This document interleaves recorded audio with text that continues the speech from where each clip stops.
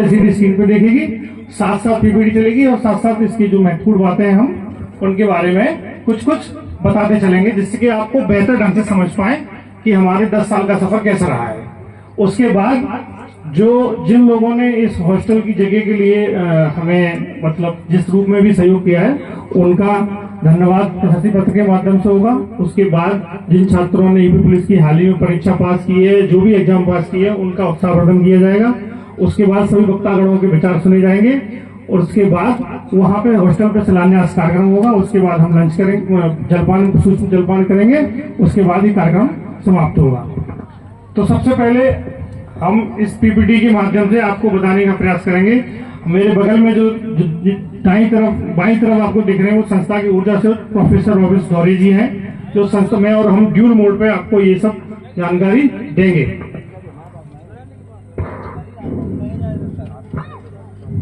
Doctor Bhimrao Ambedkar educational group, आप समझेंगे कि इसकी स्थापना कैसे हुई।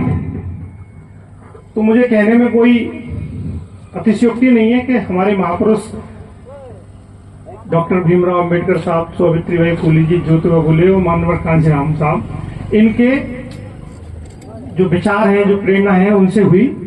पर इन लोगों को मैंने डायरेक्टली देखा नहीं, सिर्फ सुना, पढ़ा। लेकिन 2 व्यक्ति ऐसे हैं जिनको मैंने फिजिकली आंखों से देखा, सुना, और 2 लोग आज हमारे बीच हैं, एक इस इत्तेफाक से संचालन कर रहे हैं। लेकिन इन दोनों के बारे में 2-2 मिनट में बात बताऊंगा। सबसे पहले मैं बात करूं अपने प्रेरणा स्रोत की, डॉक्टर सुभाष चंद्रा जी, जो यहाँ पर उपस्थित हैं।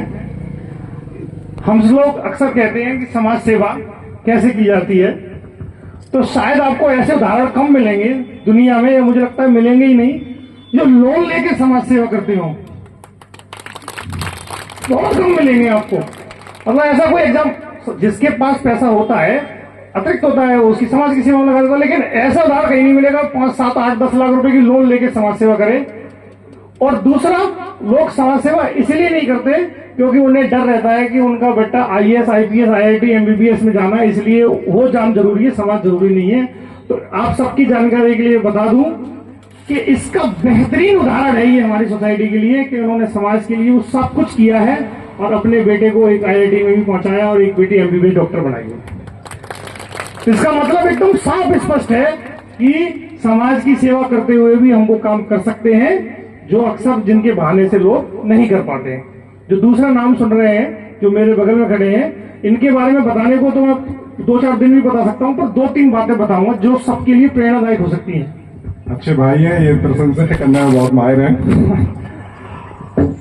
सबसे अच्छी बात जो है, आपको यकीन होगा 28 कंप्यूटर की भाषाओं का ज्ञान है। 28। जिस डिग्री प्रोफेसर बनने के लिए जो क्रेडिट पॉइंट कुछ ऐसा होता है, उसके लिए 160 पॉइंट्स की जरूरत होती है। जब भाई साहब के कैलकुलेट किए गए तो वो 620 बैठे। और ये 28 भाषाओं का ज्ञान 1.5 साल पहले का है और 2-4 बढ़ गई होंगी, मुझे जानकारी नहीं है। तो जब मैं इनके पास कुछ समय गुजारा तो मैंने देखा कि किसी बच्चे का फॉर्म भर रहे हैं, किसी बच्चे का टेस्ट की फॉर्म की फीस काट रहे हैं, किसी का टिकट कर रहे हैं, किसी का कुछ कर रहे हैं। तो अक्सर इनके मन में एक चिंता रहती थी कि यार धर्मेंद्र, एक सवाल है जिसका डर मुझे जिंदगी में सता रहा है। मैंने कहा क्या भाई साहब?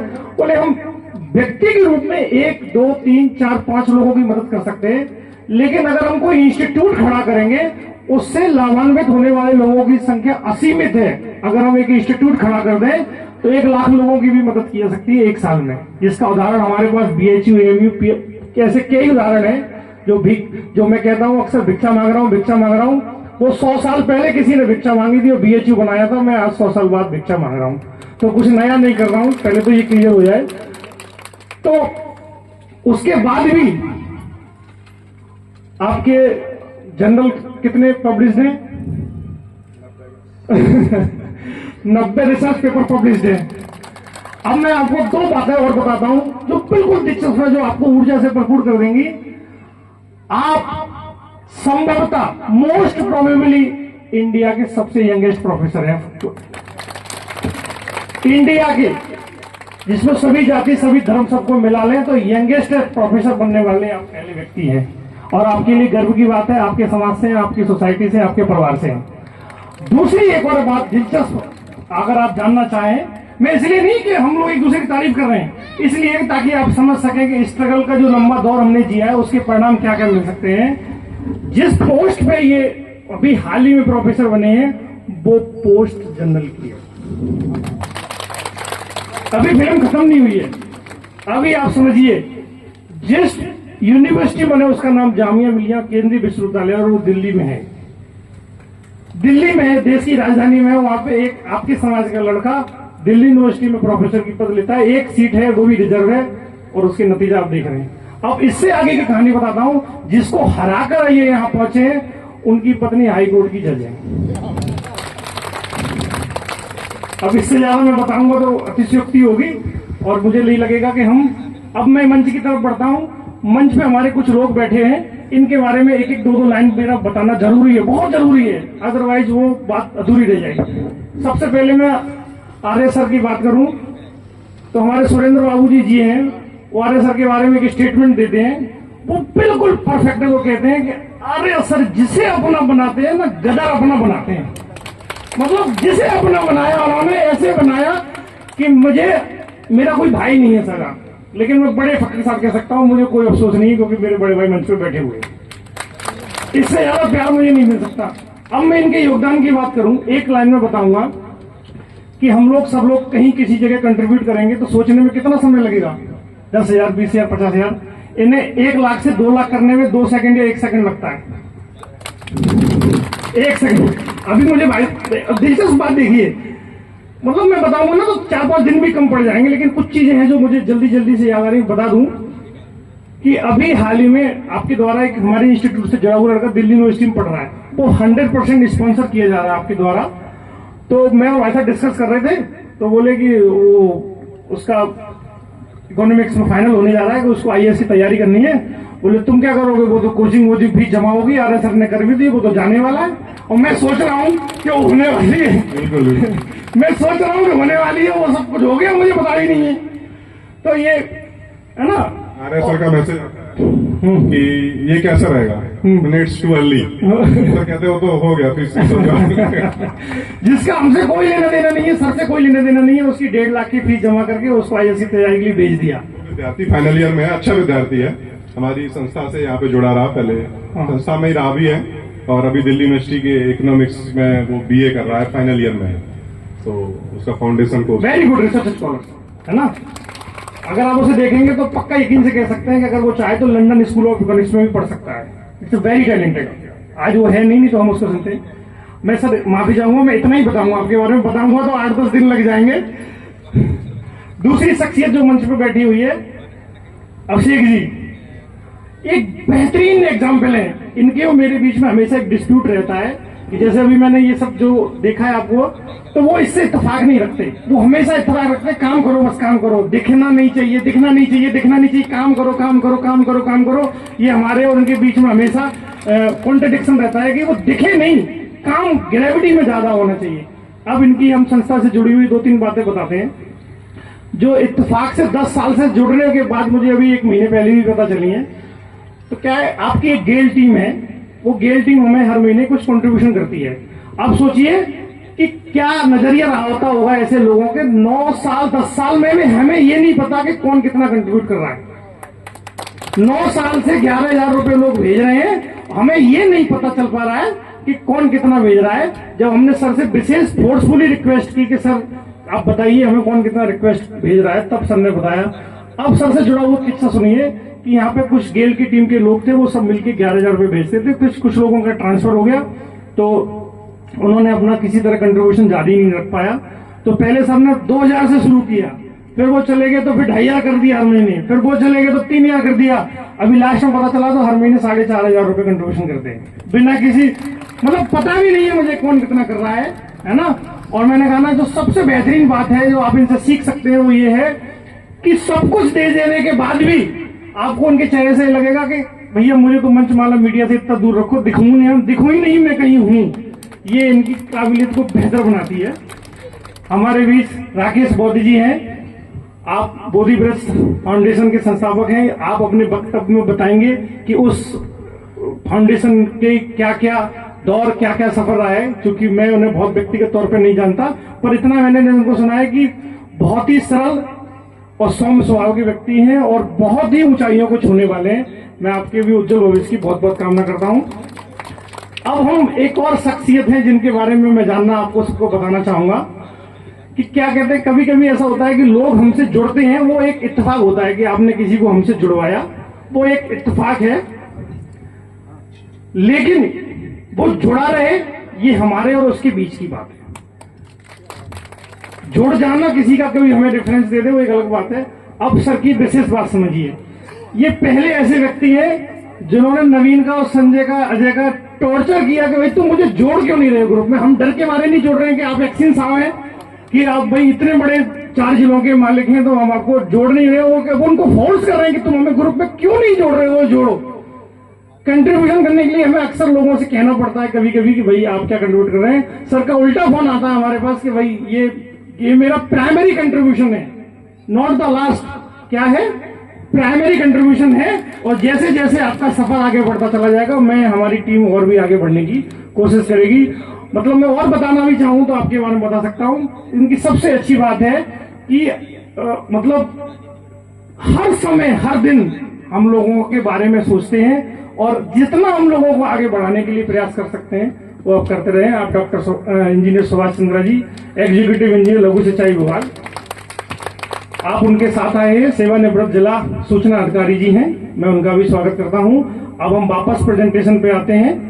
तो इन 2 लोगों से मैंने कुछ सीखा और हमने शुरू कैसे किया वो देखते हैं। आइए, कुछ इस तरह से। कैसे? 10 साल पहले गांव गांव गए और माइक उठाया, पोडियम उठाया, लोगों को बुलाया, बस ऐसी शुरुआत। कोई आइडिया नहीं था हम कुछ करेंगे, बिल्डिंग होगी, संस्थान होगी, वरिष्ठ संरक्षक होंगे, कोई कुछ भी पता नहीं था। बस एक कमरा, 4 किताबें, 4 लोग, और हमने चलना शुरू किया। ये जो कमरा दिख रहा है आपको लेफ्ट साइड में, ये 10 साल पहले की फोटो है, बल्कि उससे भी पहले की फोटो है। इसमें इस तरह से हमने शुरू किया था और आप देख रहे हैं कि किराए का कमरा है, कुछ भी नहीं है यहाँ, सब लोग बैठे हुए हैं, बच्चे हैं। इसमें से आधे बच्चे तो मैदान छोड़ के चले भी गए, कुछ टिके हुए हैं जो शायद आज कहीं ना कहीं सेवा दे रहे हैं। ये एक हमने उस समय प्रोग्राम किया था, उसकी 6 फोटो है। ये हमारी 2016 की फर्स्ट अचीवमेंट है, जब हमारे प्रथम संचालक जी का चयन हुआ था रेलवे में, तो हमने उनकी फोटो ली थी। भाई साहब,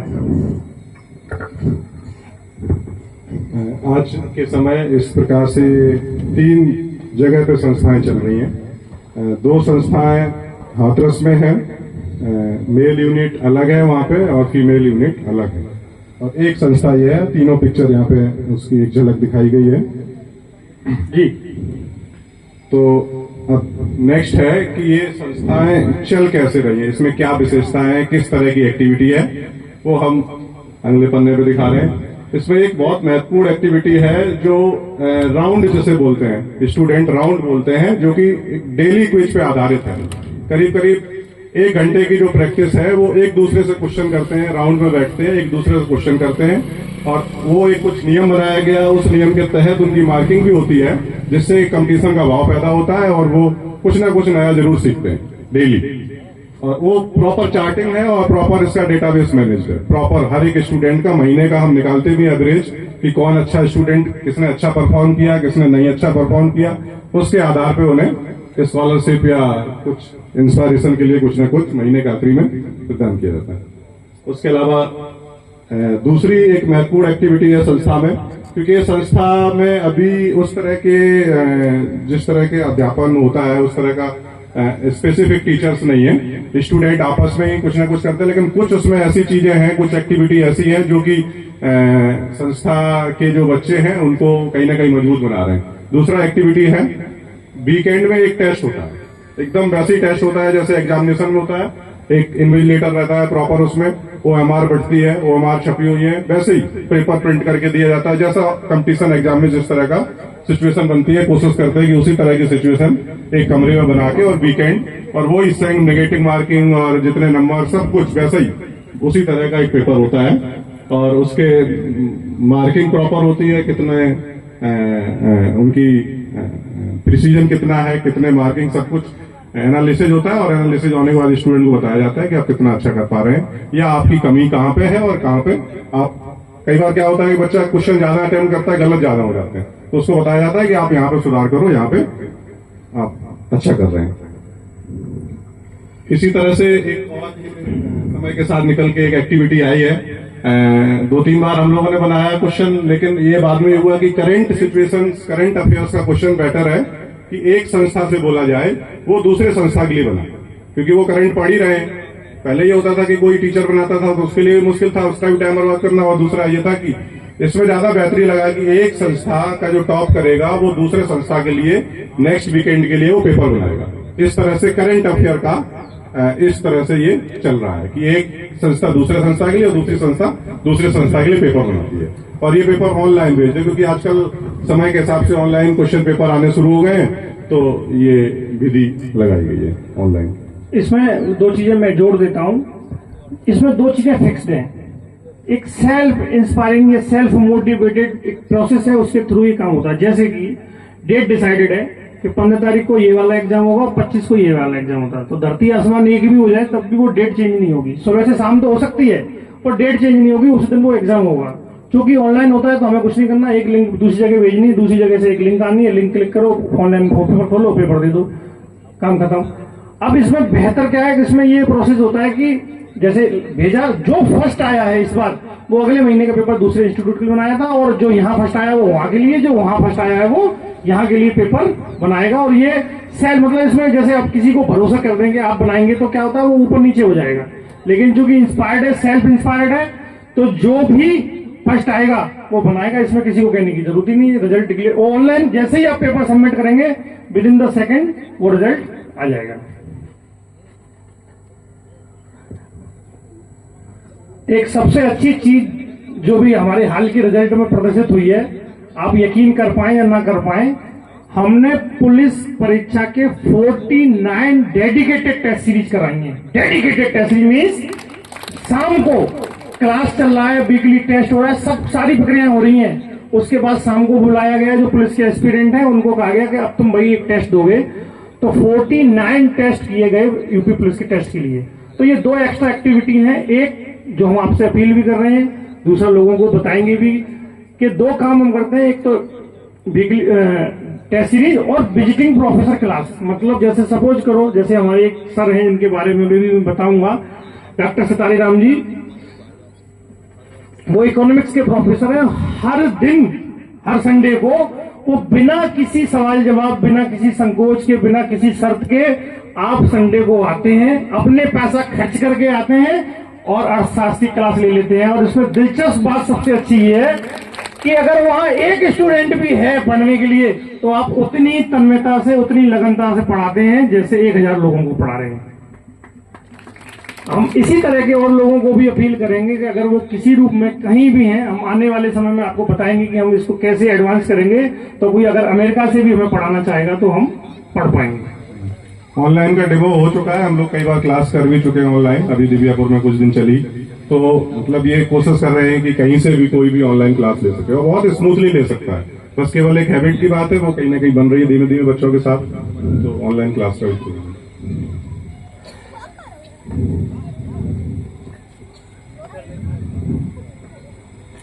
स्कॉलरशिप, जैसे कि अभी आपको अपने बताया कि राउंड होते हैं डेली। अब पहले तो ये समझिए कि राउंड की विशेषता क्या है, कि एक कोचिंग सेंटर में और एक इंस्टीट्यूट में, सोशल इंस्टीट्यूट में डिफरेंस क्या है, वो आपको समझना जरूरी है। मान लीजिए आपने एक बच्चा अपना 50,000 कोचिंग खर्च करके लखनऊ में भेज दिया, तो वहां में और हम में क्या अंतर है? लखनऊ वालों को अपनी फीस से मतलब है कि आपने उनकी 45,000 जमा कर दी, अब आप कुछ सीखें या ना सीखें उनका इससे कतई लेना देना नहीं है। लेकिन इंस्टीट्यूट का प्रत्येक दिन लेना देना है, जो आप इस नंबरों के माध्यम से देख रहे हैं, और जिसके नंबर सबसे ज्यादा मंथ के लास्ट में एवरेज सबसे ज्यादा जिसका आएगा, इसमें रैंक डिसाइडेड है, आप देख पा रहे होंगे 1 2 3, जिसका सबसे ज्यादा रैंक होगा उसको एक माता सावित्रीबाई सोशल लीडर के नाम से स्कॉलरशिप दी जाती है, जो 250 रुपए है। ये उस परफॉर्मेंस पर आधारित, मतलब इसमें कोई ये नहीं कि किसको दी जाएगी, जिसका एवरेज सबसे ज्यादा आ जाएगा उसको ही अपने आप मिल जाएगी। और ये जो डेटाबेस दिख रहे हैं, ये डेटाबेस सबका अपना, तीनों इंस्टीट्यूट का अलग अलग है और इंस्टीट्यूट के बच्चे ही इसको रिकॉर्ड बनाते हैं। दूसरी स्कॉलरशिप है पेरियार रामास्वामी स्कॉलर, जो भी आपने भाई साहब ने बताया कि करंट का पेपर होता है, उस करंट के पेपर में जिसका सबसे ज्यादा हाईएस्ट मार्क्स आएंगे उसको एक पेरियार रामास्वामी नाम से स्कॉलरशिप दी जाएगी, जो 250 रुपए की है। ये दी जाती है, दी जाएगी नहीं, दी जाती है हर महीने। तीसरी है doctor APJ Abdul Kalam scholarship, जो कंप्यूटर के एग्जाम पे आधारित है और उसका भी प्रोसेस सेम है, जिसकी सबसे ज्यादा हाईएस्ट मार्किंग आएगी वो दी जाएगी। इस बात पे भी आधारित है। कई बार क्या होता है कि एक बार हम दरमियान डिस्कस कर रहे थे कि किस बच्चे को सहायता दी जाए उनके फॉर्म भरने के लिए, किसको न दी जाए। तो बेटर हुआ कि जो जिसका अच्छी रैंक आती है उसको दी जाए, क्योंकि उसके हाई चांस है आगे क्वालिफाइड होने के। तो ये इस पे भी आधारित है।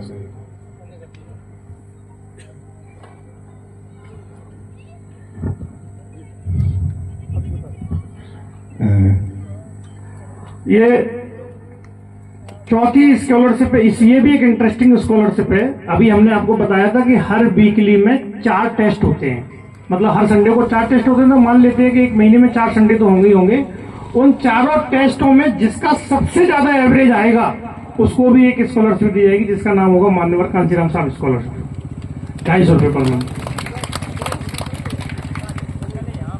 अब इंफ्रास्ट्रक्चर की बात करते हैं कि हमारे जो तीनों इंस्टीट्यूट हैं, उन तीनों इंस्टीट्यूटों में क्या क्या इंफ्रास्ट्रक्चर है वो हम जानने की कोशिश करेंगे। जी, एक तो बहुत कॉमन है, सब जगह लाइब्रेरी है, नंबर ऑफ बुक्स और मैगजीन्स और न्यूज़पेपर सब जगह आ रहे हैं रेगुलर बेसिस पे। उसके अलावा सब जगह कंप्यूटर, प्रिंटर और 24/7 इंटरनेट वाईफाई अवेलेबल है। और even single computer, number of computers, number of laptop और नंबर ऑफ प्रिंटर्स अवेलेबल है। बच्चों की सुविधा के अनुसार यदि वो कुछ और भी प्रैक्टिस करना चाहे, टाइपिंग या कुछ और प्रैक्टिस करना चाहे, तीनों में कॉमन है। कुछ चीजें ऐसी हैं जो तीनों में अभी कॉमन नहीं है, जो कि कॉमन करने की कोशिश की जा रही है। जैसे कि ये दिव्यापुर की बात हो रही है, जो अभी बिल्डिंग है ये रेंट पे है यहाँ पे। उसके अलावा यहाँ हॉस्टल है, मेस फ्री अवेलेबल है। हॉस्टल बच्चे कुछ रहते हैं उसी जो रेंटेड बिल्डिंग में, वहीं पे क्लासेज होती है, वहीं रहते हैं। तो ये अभी कॉमन नहीं है। और जो दूसरी संस्था है मेल यूनिट, वहां पे बिल्डिंग जो है वो एग्जिस्ट है, फाउंडर की बिल्डिंग है। और वहां पे जो मेस और हॉस्टल है वो पार्शियली अवेलेबल है। सेल्फ फाइनेंस अरेंजमेंट मेस का है और हॉस्टल धर्मेंद्र जी का एक पुराना घर है, उसमें अरेंजमेंट है जहां पे फ्री बच्चे रह सकते हैं, लेकिन उनको खाने का अरेंजमेंट अपना खुद से करना है। और इसमें एक और विशेषता है कि यहाँ पे एलसीडी और डिजिटल बोर्ड अवेलेबल है। यहाँ पे डिजिटल बोर्ड अवेलेबल है। एलसीडी हमारे तीनों संस्थानों में एलसीडी है, जिससे कि कोई ऑनलाइन क्लास लेना चाहे तो ले सकता है। डिजिटल बोर्ड से फायदा ये कि वहां से क्लास जनरेट भी हो सकती है। क्लास लेने के साथ साथ यदि कभी भी वहां कोई क्लास होती है तो वो दूसरे संस्थाओं में वो प्रोजेक्टेड होती है। सेम क्लासरूम दूसरे संस्थाओं में प्रोजेक्ट होती है। और जो तीसरी हाथरस में एग्जिस्ट है वो केवल फीमेल के लिए, वो फीमेल यूनिट के नाम से है, जहां पे कंप्यूटर, प्रिंटर, वाईफाई, एलसीडी ये सब तो है ही। अभी हॉस्टल का अरेंजमेंट भी है वहां पे, और इंस्टीट्यूट की अपनी खुद की बिल्डिंग है, वहां पे इंस्टीट्यूट की खुद की बिल्डिंग है। अब इसकी कुछ दिलचस्प बात मैं बता देता हूं आपको। मैंने कहा ना, जो सुरेंद्र बाबू सर जो कहते हैं कि आर्य सर जिसको अपना बनाते हैं ना, गजर अपना बनाते हैं, उसकी कोई सीमा नहीं है। उसका एक परफेक्ट एग्जाम्पल मैं आपको बताता हूँ। 2 एग्जाम्पल है, दोनों with in the year execute हुए हैं। फरवरी की बात है, मैं सर से डिस्कस कर रहा था कि सर मतलब मेरा हाथरस में अब दोबारा शायद आना ना हो पाए कभी, तो मेरी बहुत पुरानी इच्छा है कि हम हाथरस में एक इंस्टीट्यूट बनाएं, तो और एक ऐसा इंस्टीट्यूट बनाएं जो लड़कियों के लिए हो, लड़कियों के द्वारा संचालित हो और लड़कियों की ही देखरेख में हो। और आपकी विशेषता ये है, आपने यस किया और 146 डे में वो एग्जिस्ट कर रहा है, हम सब पढ़ा रहे हैं उसमें। 146 डे, हमारे पास जमीन नहीं थी, ईंट नहीं थी, गिट्टी नहीं थी, मोरमेंट कुछ भी नहीं था। 146 डेज में वो सर ने यस किया और 146 डे में हम वो बिल्डिंग एग्जिस्ट कर रही है। वो यूनिट लड़कियां बैठी हुई हैं, वो ड्रेस में है, आप सब उनको देख पा रहे हैं। और उसका दूसरा परफेक्ट एग्जाम्पल अभी 1 महीने पहले ही गुजरा है। अभी हमने जो यहाँ की शिवानी कुमारी जी है, उनका स्वागत सम्मान रखा था। वो एक्चुअली हिडन एजेंडा उसमें ये था कि हम हॉस्टल को अनाउंस किया, तो हमने सर से परमिशन ली थी कि सर आप बताइए अपने हॉस्टल का अनाउंस कर दें। उन्होंने कहा कर दो, और उसका एग्जाम्पल है 1 महीने बाद हम यहाँ बैठे हैं और अब शिलान्यास कार्यक्रम, जमीन लेने के बाद शिलान्यास करने जा रहे हैं। मतलब कितना दिन हुए हैं, 1 महीना हुआ है अभी शिलान्यास उनके कार्यक्रम को। उन्होंने यस किया, 1 महीने में हमने जमीन ले ली और 2-3 दिन में वहाँ काम शुरू हो जाएगा। और हम मुझे यकीन है, आज मैं सर से अगर मैं बोलूंगा कि सर हम 2 साल में इंटर कॉलेज बनाने जा रहे हैं, तो मुझे पूरा यकीन है कि हम इंटर कॉलेज बना लेंगे। नहीं, ये मैं मजाक के लिए नहीं कह रहा हूँ। हम अभी ये भी बताएंगे आपको कि हम इंटर कॉलेज तो छोड़ो, अगर दुनिया की सबसे बड़ी यूनिवर्सिटी बनाना चाहें तो बना लेंगे। उसके पीछे क्या कारण है वो हम आपको बता देंगे अभी स्लाइड के लास्ट में। तो आर्य सर की जो बात बताई मैंने आपको कि उन्होंने 2 बार में परमिशन दी कि कर लो, और उसका नतीजा आप सब लोग देख रहे हैं।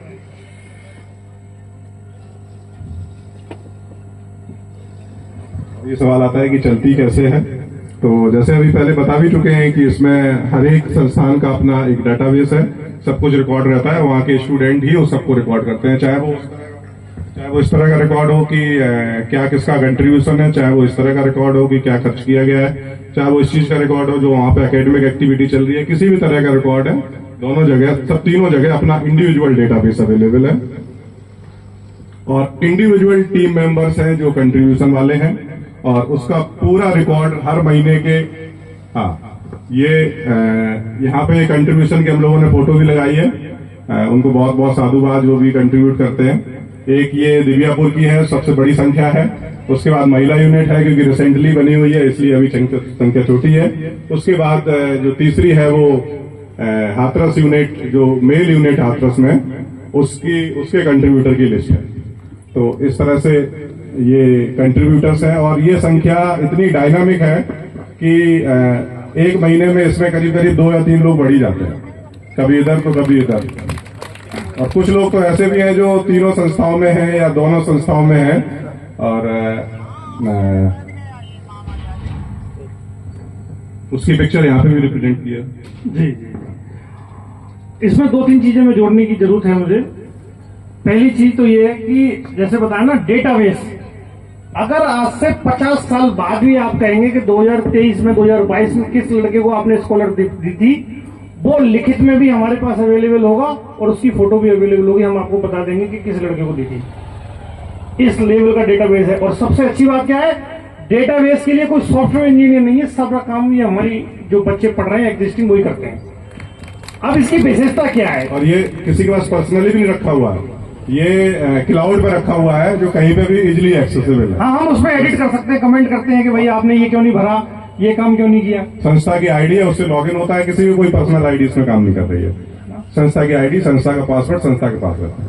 अब इसमें खूबसूरती क्या है, जैसे अगर आज मैं आपको बोलूंगा तो आपको एक छोटी बात लगेगी, पर मैं आज आपको सबकी जानकारी के लिए बता दूं कि अगर कल हमारा इंस्टीट्यूट इतना बड़ा हो कि उसमें 5 लाख रुपए पर मंथ हमारी टीम इकट्ठा करे, तो मुझे इस कहने में कोई गुरेज नहीं है। वो 5 लाख रुपए भी स्टूडेंटों के पास इकट्ठे होंगे, वही उसे खर्च करेंगे, वही उसका हिसाब रखेंगे। और अगर 100 लाख करोड़ की भी संस्था हो जाएगी तब भी उसके मालिक वही रहेंगे। हम में से जो मंच पे बैठे इधर उधर दिख रहे हैं, इनका कोई लेना देना नहीं है, तो कोट उतार के रख के घर चले जाएंगे, हमारा उससे कोई लेना देना नहीं। 100 लाख करोड़ की भी इंस्टीट्यूट बन जाएगी तब भी हम में से कोई एक उसमें से 1 रुपए का पेन भी ले जाने का हकदार नहीं होगा, कोई 1 रुपए का पेन ले जाने का हकदार। और सबसे अच्छी बात, जो भी डेटा है या जो भी डिसीजन मेकिंग है, अगर उन्हें पनीर खाना है तो ये डिसीजन उनका अपना है, ना आपका ना मेरा। दाल खानी है, क्या खरीदना है, जैसे ये पोडियम बनाना है, तो ये डिसीजन उनका है, उन्होंने अपना बनवा लिया। सारे डिसीजन उसके अपने हैं, सजेशंस के लिए हम लोग हैं, उन्हें गाइड करते हैं। पर इवन देन अगर वो फाइनल डिसीजन अगर वो अपने आप भी लेना चाहे तो he is able to do. जैसे कि जो टीम की बात हुई थी, ये हमारी कंप्लीट टीम है जो तीनों यूनिटों को मिलाकर है, परिवार जिसे बोलते हैं, संस्था परिवार। इसमें बहुत सारे लोग हैं, अलग अलग हैं, उनका परिचय देना थोड़ा संभव नहीं होगा, लेकिन हम बस कोशिश करते जा रहे हैं कि आज ये 60-65 हैं, अगली बार जब हम मिले तो कम से कम 165 तो हों।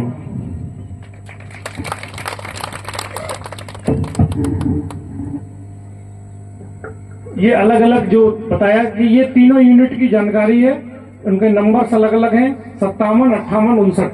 57 दिव्यापुर का, 58 मेल यूनिट का, 59 उनका। इनके संचालक अलग अलग हैं, इनके प्रभारी अलग अलग हैं और इनके सह संचालक अलग हैं। उनकी कंट्रीब्यूशन टीम इधर लगी हुई है जो आप देख पा रहे हैं। उपलब्धियां, इस पर मैं कुछ नहीं कहूंगा क्योंकि मतलब इतनी बड़ी उपलब्धि नहीं है कि मैं आपसे साझा कर सकूं, लेकिन हाँ, मैं अपने जज्बे को लेकर, अपनी टीम के जज्बे को लेकर पूरी तरह से आश्वस्त हूं कि 4 साल बाद, 5 साल बाद होगा तो मुझे शायद बताने की जरूरत ना पड़े कि हमारी उपलब्धियां।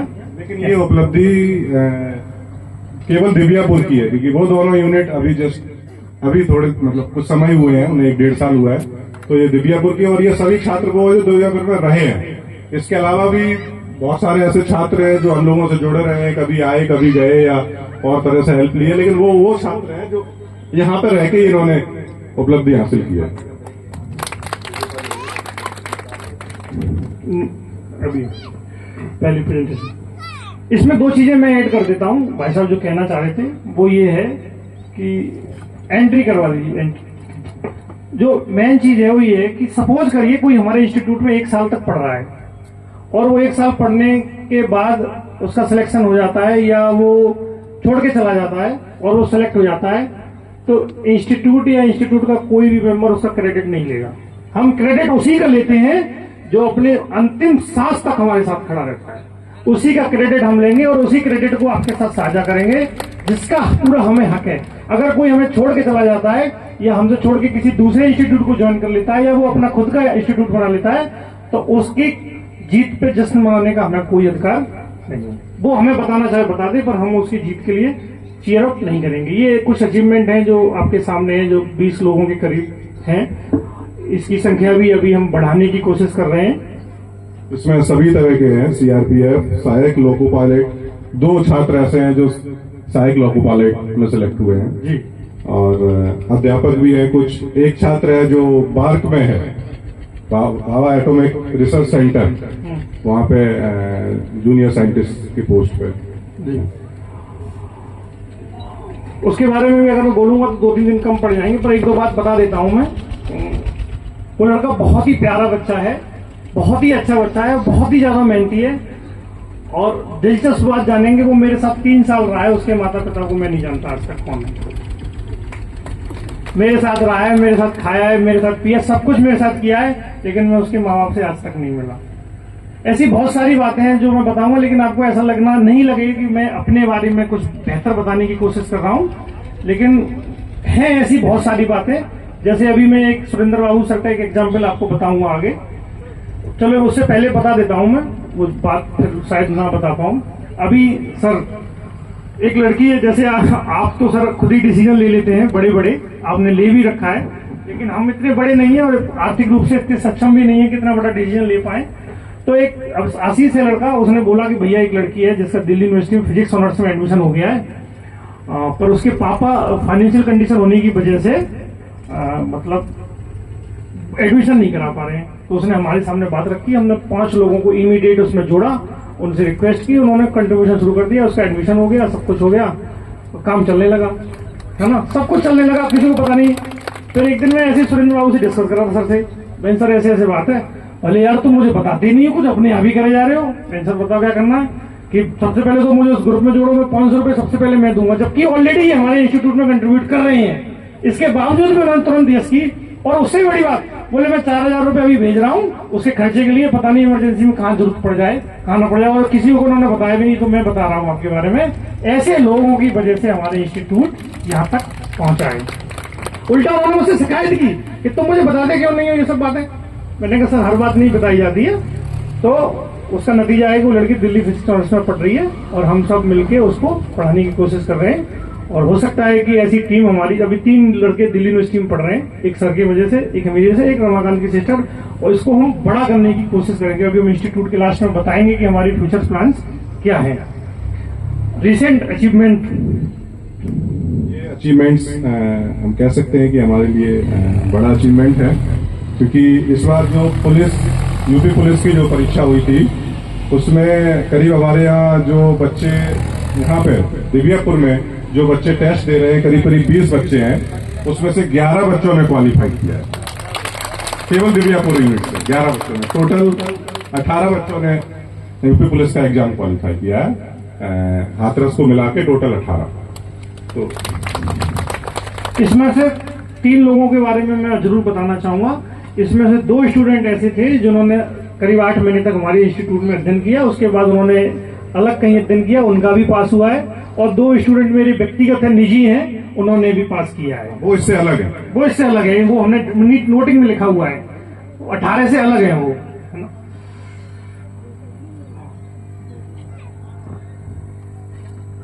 संस्था की अच्छाइयां और बुराइयां, इन दोनों पे बात करना बहुत जरूरी है। पर जो बुराई है वो मेरी या मेरी इंस्टीट्यूट की इंडिविजुअल नहीं है, वो समाज की है। उसके बारे में भाई साहब कुछ बताएंगे, फिर मैं बताऊंगा।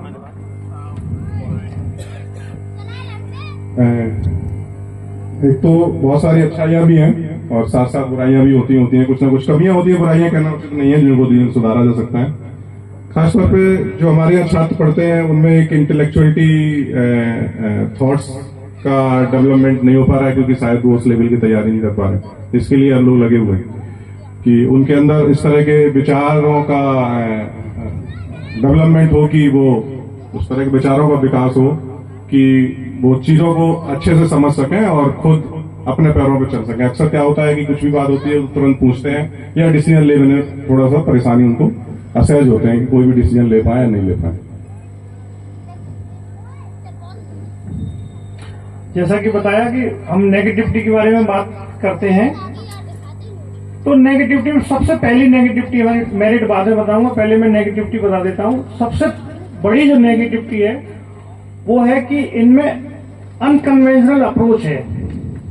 मतलब अगर मैं इनसे कहूं कि इन्हें इंग्लिश सीखनी है तो इनके हाथ पैर कांपेंगे, गला सूख जाएगा, भलक पर पानी आएगा, पसीना आ जाएगा। इनको बोलूं कि मैं तुम्हें सीए बनना है या तुम्हारे अपने बेटों को सीए बनाना है, तो इनको समझ ही नहीं आएगा ये दुनिया में अंधेरा कैसे हो गया। अनकन्वेंशनल अप्रोच है कि मतलब सब इंस्पेक्टर AKLP मतलब ग्रुप C लेवल तक ही हम सोच पा रहे हैं। इनके दिल और दिमाग में ये बात नहीं बैठ पा रही है कि हम कलेक्टर क्यों नहीं बन सकते। ये हम बिठाने की धीरे धीरे कोशिश कर रहे हैं। दूसरा है कि ये अपना जिसके लिए इन्हें नौकरी मिलेगी वो काम तो बहुत अच्छे से कर रहे हैं, इसमें मुझे कोई शक नहीं है, लेकिन जो सोशल लीडर के बारे में जानने की जो तमन्ना होनी चाहिए वो उतनी नहीं है जितनी अपेक्षित है और जितनी सोसाइटी के लिए जरूरी है। उसका मैं 2 एग्जाम्पल बताऊंगा आपको कि मैंने और मेरे भाई साहब ने, मतलब मैं भाई साहब से शुरू करता हूं, अपनी बात तो मैंने कुछ खास अचीव नहीं किया तो बताऊंगा नहीं, लेकिन भाई साहब ने क्या किया, कुछ दिन तक सिविल सर्विसेज की तैयारी करी और चूंकि वो प्रोफेसर थे तो उसको नहीं कर पाए। तो मैं अक्सर पूछता था भाई साहब आप पूरा समय नहीं दे पाते, आप क्यों नहीं करते ऐसा। तो उन्होंने कहा कि नहीं, जरूरी नहीं सारा काम हम खुद के लिए करें, हमें कुछ ऐसा भी सीखना होता है कि हमारी आने वाली पीढ़ी जब हमसे सवाल करेगी तो उसके सवालों का जवाब हमारे पास होना चाहिए। तो अगर वो तब आएगा जब आप इससे ब्रॉड सोचेंगे। मतलब हम हमेशा ये सोच के काम करते हैं कि 10 साल बाद अगर कोई लड़का किसी एग्जाम के लिए हमसे पूछेगा तो उसके सवालों के जवाब हमारे पास होने चाहिए। कुछ ऐड करना चाह रहे हैं आप? जो हमारे विद्वान हैं, छात्रों से मेरी अपील है कि जो हमारे विद्वान हैं, जो सोशल लीडर्स हैं, उनको पढ़ना बहुत आवश्यक है। उन्होंने बहुत सारी पुस्तकों के थ्रू अपनी बात रखी हुई है, उनको पढ़ना, अपने कंपटीशन के साथ साथ कभी टाइम निकाल के उनको पढ़ना आवश्यक है। इसकी थोड़ी कमी महसूस हो रही है।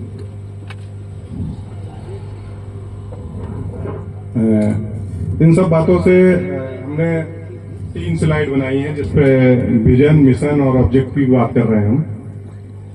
इससे पहले मैं इसकी, आप बोलेंगे सब बुरा ही बोला, अच्छा तो कुछ बोला ही नहीं, तो अच्छा भी कुछ बोल देता हूं। हमारे पास अच्छा क्या है इसमें? सबसे बेहतरीन जो चीज है वो आपको बहुत कम, मैंने कम से कम 100 संगठनों में जुड़ा हुआ हूं मैं खुद इंडिविजुअली, और आप यकीन करेंगे उन संगठनों के लोगों के हाथ पैर जोड़ जोड़ के मैं मर गया कि भाई तो मुझे कुछ काम दे दो। आज तक मुझे वो कोई काम ही नहीं बता पाए कि आपको ये करना है। तो हमारी सबसे खूबसूरत टीम है, ये वो टीम है, इसका नाम है टीम DBRG। इससे बढ़िया टीम शायद हमें देखने को नहीं मिलेगी। इसका परफेक्ट एग्जांपल है, अगर मैं आपका आज का लाइव डेटा दिखाऊं तो आज हमारी 8 तारीख है और दिव्या ब्रिनेट का टोटल कंट्रीब्यूशन 26,000 रुपए इस महीने का। मतलब एकदम डेडिकेटेड तरीके से लोग अपना अपना काम कर रहे हैं। कोई न नाम की चिंता, न मोह की चिंता, किसी भी चीज की कोई चिंता नहीं है, और अपना अपना काम सब लोग ईमानदारी कर रहे हैं। एकदम बहुत बड़ी बात है ये। ये टीम की बहुत बड़ी विशेषता है। दूसरा सबसे बड़ा, आप कितने भी लोगों के व्हाट्सएप ग्रुप जुड़े होंगे, हमने आज तक 100% एक्यूरेट के साथ डिसिप्लिन अचीव किया। आज तक सिंगल आदमी ने गुड मॉर्निंग नहीं बोला। आप किसी भी ग्रुप को देख लीजिए, कहीं भी किसी भी संगठन का, उसमें कहीं ना कहीं से सुबह शाम ऐसा मैसेज आ जाएगा कि वो पूरा मुद्दा ही डायवर्ट हो जाएगा। लेकिन आज तक एक सिंगल मैसेज किसी ने नहीं कहा गुड मॉर्निंग गुड नाइट, सिवाय काम की बात। और वो भी अगर बाबा साहब की जयंती मनाई जाती है तो एक आदमी बोल देता, मान लेते सभी लोगों ने बोल दिया, काम खत्म हो जाता है, सब बोलते भी नहीं है। इतना बेहतरीन फाइनेंस डिसिप्लिन हमने मेंटेन किया हुआ है। डाटा बुक्स, दोनों चीजें बता रहा हूं, एक स्टूडेंट का डाटा और एक पैसे का डाटा, दोनों। मैंने कहा अगर 100 साल बाद भी आप पूछेंगे ना कि भाई टेस्ट हुआ था, राउंड में टेस्ट हुआ था, फिजिक्स में टेस्ट हुआ था, उनका क्या हिसाब किताब है, वो सब आपको अच्छा सा 50 साल बाद भी मिलेगा। और दूसरी तरफ अगर आप 4 साल पहले का पूछेंगे कि किस व्यक्ति ने कितने रुपए खर्च किए थे, कितने रुपए दिए थे, किस में खर्च हुए, वो सारा एक एक पैसा आप कभी भी हिसाब मांग सकते हैं। पहली बात तो मांगने की जरूरत ही नहीं है, हमने 100% एक्यूरेसी के साथ वो पैसा, हमने आज तक कभी किसी को मौका नहीं दिया कोई ये कह पाए कि मैंने आपको 1 रुपया दिया है, वो 1 रुपया आज तक आपका मिस है। इसके गवाह साइड मंच में बैठे हुए लोग हैं। सिंगल रुपीज कोई ये नहीं कह पाया 10 साल के इतिहास में कि 1 रुपया मैंने भेजा था वो कहां चला गया, उसका हिसाब नहीं है। बिल्कुल, मतलब 1 रुपए का कोई आज तक हिसाब ये नहीं कह पाया कि 1 रुपया तुमने, मैंने 680 रुपए भेजे थे, तुमने 679 का हिसाब दिया है। 4-5 घंटे के अंदर अपडेट हो जाएगा और अपडेटेड लिस्ट अवेलेबल हो जाएगी ग्रुप में कि आपने ये कंट्रीब्यूशन दिया। जो लोग जुड़े हुए हैं वो सब इस बात को जानते हैं। और एक और चीज जो बच्चों में बहुत अच्छी है, जैसे मैंने बच्चों के बारे में कुछ अच्छा नहीं बोला, बहुत अच्छी बात है, उसका एक एग्जाम्पल दूंगा। हमने पिछली बार जब हाथरस यूनिट को वो काम किया था तो एक ऐसे ही इवेंट ऑर्गेनाइज किया था, तो 2 बच्चों से मैंने कहा कि भाई यहाँ मिठाई रखी हुई, सुबह कहा 6 बजे कि ये मिठाई रखी हुई है, जो भी लोग आए उनको पानी वानी पिला देना। और मुझे ध्यान भी ना मैं क्या करना है, शाम को 6 बजे पहुंचा। मैंने, तुम यहाँ क्यों खड़े हो, आप ही ने तो कहा था। अब मैं शॉक्ड, मैंने पूरा इवेंट हो गया, तुम सुबह से लेकर शाम तक यहीं खड़े हो मिठाई की चौकीदारी पे। तो मतलब एक चीज तो बहुत अच्छी है, मुझे इस कहने में कोई गुरेज नहीं है, इन्हें जो कमांड दी जाती है और जो कमांड रिसीव करते हैं और उसका जो एग्जीक्यूशन होता है एकदम फाइनेस्ट लेवल का होता है कि उसमें कोई एरर क्रिएट नहीं होती। मतलब जो काम दिया गया है वो काम बेहतरीन ढंग से करते हैं ये सभी लोग, इसके लिए ये सभी लोग बधाई के पात्र हैं। ये इनकी बहुत अच्छी बात है। अब ये जो 3 चीजें, इन पे भाई साहब को विशेष कर बोलना है, उसके बाद मैं इसमें कुछ ऐड करूंगा। तो इन्हीं सब चीजों से निकल के आई है कि हमने संस्था का क्या विजन रखा है, क्या मिशन रखा है और किस तरह से हम इस विजन और इस मिशन को अचीव करेंगे। तो विजन की बात है तो बाबा साहब का जो अल्टीमेट गोल है वही हमारा विजन है। तो ये लाइन है कि how can be aware about the human rights through education. एक खास बात और इस संस्था की है कि इस संस्था की स्थापना 10 दिसंबर, जो कि मानव अधिकार दिवस के रूप में सेलिब्रेट किया जाता है, ये संस्था का वही दिवस है 10 दिसंबर। उसी के उपलक्ष्य में, क्योंकि आज संडे था तो 10 दिसंबर के उपलक्ष्य में आज हम यहाँ इकट्ठे हुए हैं। तो ये अल्टीमेट गोल अचीव करना है। अचीव करने के लिए जो मिशन है वो एजुकेशनल ग्रुप्स स्टेबलाइज करना है, ज्यादा से ज्यादा जितने हो सके वो हमारा इस मिशन के तहत काम कर रहे हैं। एजुकेशनल कैंप्स ऑर्गेनाइज करने हैं, जगह जगह जितना संभव हो सकेगा ऑर्गेनाइज करेंगे कैंप उसके थ्रू। और जो एजुकेशनल जो सक्सेस है या जहां पे भी जो भी सफलता मिलती है, जो अचीव कर रहे हैं स्टूडेंट थ्रू द एजुकेशन, उसको प्रमोट करना। और ये मिशन अचीव करने के लिए जो ऑब्जेक्टिव्स तैयार किए हैं उसका कुछ लिस्टेड किए हुए हैं, अदरवाइज इनसे बहुत सारे सब एजेंडाज निकल के तैयार होते हैं। उसमें यह है कि नेटवर्क स्थापित करना है एग्जिस्टिंग और जो न्यूली एस्टेब्लिश एजुकेशनल ग्रुप्स हैं उनके बीच में एक कनेक्शन स्थापित करना है, जिससे ज्यादा से ज्यादा flow of information, flow of knowledge इधर से उधर हो जाए और स्टूडेंट को फैसिलिटेट करना है और जो उनको अवेयर करना है कि करंट जो फ्लो ऑफ कंपटीशन एग्जामिनेशन का है उसके लिए अवेयर करना है।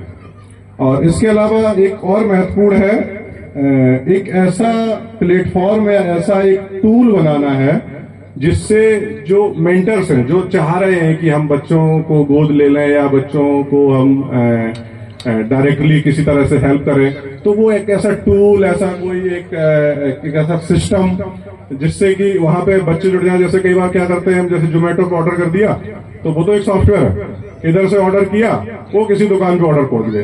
तो एक इस तरह का कोई टूल या सॉफ्टवेयर बन जाए जिसमें जो इंटरेस्टेड लोग हों वो अपना इंटरेस्ट शो कर दें, और जो इंटरेस्ट जो चाह रहे हैं कि जिनको फैसिलिटी मिल सके वो अपना उधर शो कर दें और किसी तरह वो आपस में जुड़ जाए। तो इस तरह के कोई प्लेटफॉर्म या टूल या सॉफ्टवेयर पे काम कर रहे हैं, इस तरह के बनाएंगे। इसमें कुछ चीजें हम जोड़ देते हैं। भाई साहब सरल भाषा में बताया। हम इस तरह के, मतलब मैंने कहा आज से लेके मैं अपनी अंतिम सांस तक भी अगर संस्था के डाइवर्सिफाई के बारे में बताऊंगा तो शब्द नहीं है मेरे पर। इतना बड़ा इंस्टीट्यूट बोले, लेकिन उसके कुछ एग्जाम्पल्स के थ्रू मैं आपको समझा सकता हूँ। जैसे सपोज करिए कोई अमेरिका में है, वो यहाँ आके तो क्लास अटेंड नहीं करेगा, ना पढ़ाएगा ना बताएगा। तो अगर हमारे पास ऐसी टेक्निक है कि वो अमेरिका से हमें समय दे सकता है, तो हम इतनी बड़ी टेक्निक को डेवलप करेंगे कि वो अमेरिका से हमें संबोधित कर सके, पढ़ा सके, कुछ शेयर कर सके। या मान लो सपोज करो कोई बच्चा अमेरिका जाना चाहता है और वो अमेरिका में हमारा इंसान है एक, वो उसको गाइड कर सकता है। पैसे जोड़ो, पैसे की तो बात बाद में, पहले वो गाइड कर दे कि अमेरिका में पहुंचा कैसे। तो वो सब चीजें हम एक सिस्टम के थ्रू धीरे धीरे, जैसे अभी हमने दिव्यापुर से दिल्ली यूनिवर्सिटी तक पहुंच गए। हो सकता है 5 साल बाद सर हम आपको बताएं कि हम प्रिस्टन यूनिवर्सिटी या कैम्ब्रिज में भी पहुंचने जा रहे हैं। मतलब अतिशयोक्ति नहीं है, हम प्रयास तो कर ही सकते हैं, जीते हारे वो अलग बात नहीं। होगा संभवतः कुछ ना कुछ जरूर होगा, है ना। हमारे छात्र कुछ ऐसे निकल रहे हैं तो संभवतः कुछ ना कुछ जरूर अच्छा अचीव करेंगे जी। दूसरी एक और चीज जो मैं आपको बताना चाहूंगा, की मैं बात आगे बढ़ाता हूँ। एक्चुअली इससे परे मेरे अंडर में कई बच्चों ने ट्रेनिंग की है। इत्तेफाक से वो अपने समाज के नहीं थे, लेकिन बहुत उन्होंने ट्रेनिंग किया है और करीब करीब 10 बच्चे वो इंडिया से बाहर हैं, करीब 10 बच्चे। इसमें एक एग्जाम्पल के थ्रू मैं आपको समझाना चाहता हूं। मैंने अभी बताया unconventional approach, what is the meaning of that, कि मेडिकल लाइन से जुड़ा हुआ एक इंसिडेंट है, वो आपको समझना बहुत ज्यादा जरूरी है। आपने देखा होगा डॉक्टर के बच्चे डॉक्टर बनते हैं, अक्सर देखना आप, मतलब बहुत मैक्सिमम परसेंटेज होगा कि डॉक्टर के बच्चे डॉक्टर बनते हैं। क्यों? उस एक प्रोसेस को समझने की कोशिश करिए। होता क्या है, एक पिता है डॉक्टर, अब दो ही केस है, या तो उसका बच्चा अच्छा होगा या खराब होगा। अच्छा होगा तो डॉक्टर बन ही जाएगा, इसमें किसी को कुछ करने की जरूरत नहीं है, मेहनत होगा पढ़ा के कर लेगा, पैसा उसके पास है। अब बच्चा खराब है तो क्या होता है, वो 2.5 करोड़ में एमबीबीएस की डिग्री खरीदता है और अपने साथ बिठाता है उसे 2 महीने, 2-3 साल, 3 साल, 4 साल, और आपको पता भी नहीं चलता वो कब एक्सपर्ट डॉक्टर हो गया। अब उसका लाइव एग्जाम्पल मैंने कैसे देखा, मेरे पिताजी को हार्ट की प्रॉब्लम हुई तो मैंने डॉक्टर बीके जैन करके अपॉइंटमेंट बुक की, आगरा गया और देखा कि विनीश जॉन उनका बेटा बैठा हुआ है, वो पेशेंट को इतने अच्छे से हैंडल कर रहा है कि बाप भी नहीं कर सकता। अपॉइंटमेंट किसके नाम से हो रही है? बीके जैन के नाम से, और हैंडल कौन कर रहा है? विनीश जैन, है ना। तो अब उसका मैं दूसरी तरह समझाने की कोशिश कर रहा हूं कि जैसे हम इंडिया में कोशिश करें 3 करोड़ की एमबीबीएस हो रही है, पोलैंड में हो सकता है 40 लाख की हो जाए। तो इंस्टीट्यूट, हम इस इंस्टीट्यूट को इस लेवल पे भी लेके जाएंगे, अगर 10 साल बाद हमें जरूरत पड़ती है पोलैंड से किसी को एमबीबीएस डिग्री कराने की तो हम करा सकें, है ना। इसके लिए हम बिल्कुल अपना माइंड कमिटेड है। और इसको उसको एमबीबीएस की डिग्री से नहीं, इसको दूसरे एग्जाम्पल से समझते हैं। जैसे एक लड़का है अभिजीत हमारा, तो वो सक्सेस नहीं हो पाया, अच्छा लड़का था लेकिन वो कुछ कमियों की वजह से सक्सेस नहीं हो पाया। तो वो मुझसे नहीं कह पाया, लेकिन मेरे दिल में आज तक उसके लिए अरमान है कि काश में मेरे पास इतने पैसे होते हैं, मैं उसको 1-2 लाख रुपए देके यहाँ साइबर कैफे एक दुकान खुलवा देता, वो अपनी चलाता रहता, जिससे उसका जीवन कट जाता। ऐसे 1 लाख उदाहरण है कि हम, जैसे मैंने अभी कल ही बताया था, शाम को दोबारा बता देता हूँ। मेरे 2 स्टूडेंट थे, उनके बारे में जब मैंने पता चला वो 4 दिन के लिए गायब हो गई। मुझे पता चला क्यों गायब हो गए, तो पता चला कि एक स्टूडेंट को फोटोग्राफी का शौक है, तो वो अपने पैसों की जरूरत पूरा करने के लिए किसी की शादी में फोटो खींचने चला गया 550 रुपए। और दूसरा स्टूडेंट था, वो चला गया किसी पार्टी में वेटर गिरी का काम करने के लिए, कि कुछ पैसे मिल जाएंगे, उससे अपने जीवन का खर्चा चलेगा। लेकिन उस दूसरे स्टूडेंट के बारे में इसलिए भी बताऊंगा कि वो 2000 रुपए की फीस मुझसे जुड़ने से पहले 2000 रुपए ना होने की वजह से डीयू का फॉर्म नहीं भर पाया और आज हमारे साथ पढ़ रहा है। अगर उस समय डीयू का फॉर्म भरता तो इतना ब्रिलियंट स्टूडेंट था, शायद आज वो डीयू यूनिवर्सिटी में पढ़ रहा होता। तो जैसे ही मुझे ये पता चला कि इसने एक शादी में फोटोग्राफी की है, उसने वेटर का काम किया, उसी दिन मैंने ये कमिट कर लिया खुद से और आपके सामने बड़ी जिम्मेदारी और इमोशन से कह रहा हूं, यदि मैं जिंदा रहा तो मैं उसी समकक्ष उस गेस्ट हाउस के बराबर उसे मालिक बनाऊंगा। मैं जिंदा नहीं रहा तो अलग बात है, या मैं देख ही नहीं पाऊंगा, लेकिन अगर रहा तो कम से कम उस गेस्ट हाउस का मालिक उसे जरूर बनाऊंगा। और उस लड़के ने जिसने वो फोटोग्राफी की है 500 रुपए के लिए, उसके नीचे कम से कम 100 लोग काम करेंगे। तो इंस्टीट्यूट का रोल बड़ा डाइवर्स है, इसके बारे में हम आगे और चर्चा करेंगे। अब शॉर्ट टर्म और लॉन्ग टर्म प्लान है जिसके लिए हम इकट्ठे हुए हैं। शॉर्ट टर्म प्लान से इसके बगल में ये भी 4 बजे हॉस्टल। पंकज जी अगर मेरी आवाज सुन रहे हो तो वहां पे उनकी वो जो शिलान्यास कार्यक्रम होना है वहां पे आप अपनी तैयारी कर लीजिए। शिलान्यास कार्यक्रम के बाद शिलान्यास की तैयारी कर लीजिए। शॉर्ट टर्म प्लान क्या है कि अभी जो कि 11 साल से हमारी ये बिल्डिंग रेंटेड है, हम यहाँ किराए की बिल्डिंग में रह रहे हैं, पढ़ रहे हैं। उसके लिए हमने अभी एक जगह ली है 40 बाई 30 बाई 40 की, और उसको अब हम बनाने के लिए जिसका टोटल बजट 62 लाख रुपए है। कुछ कहना सर?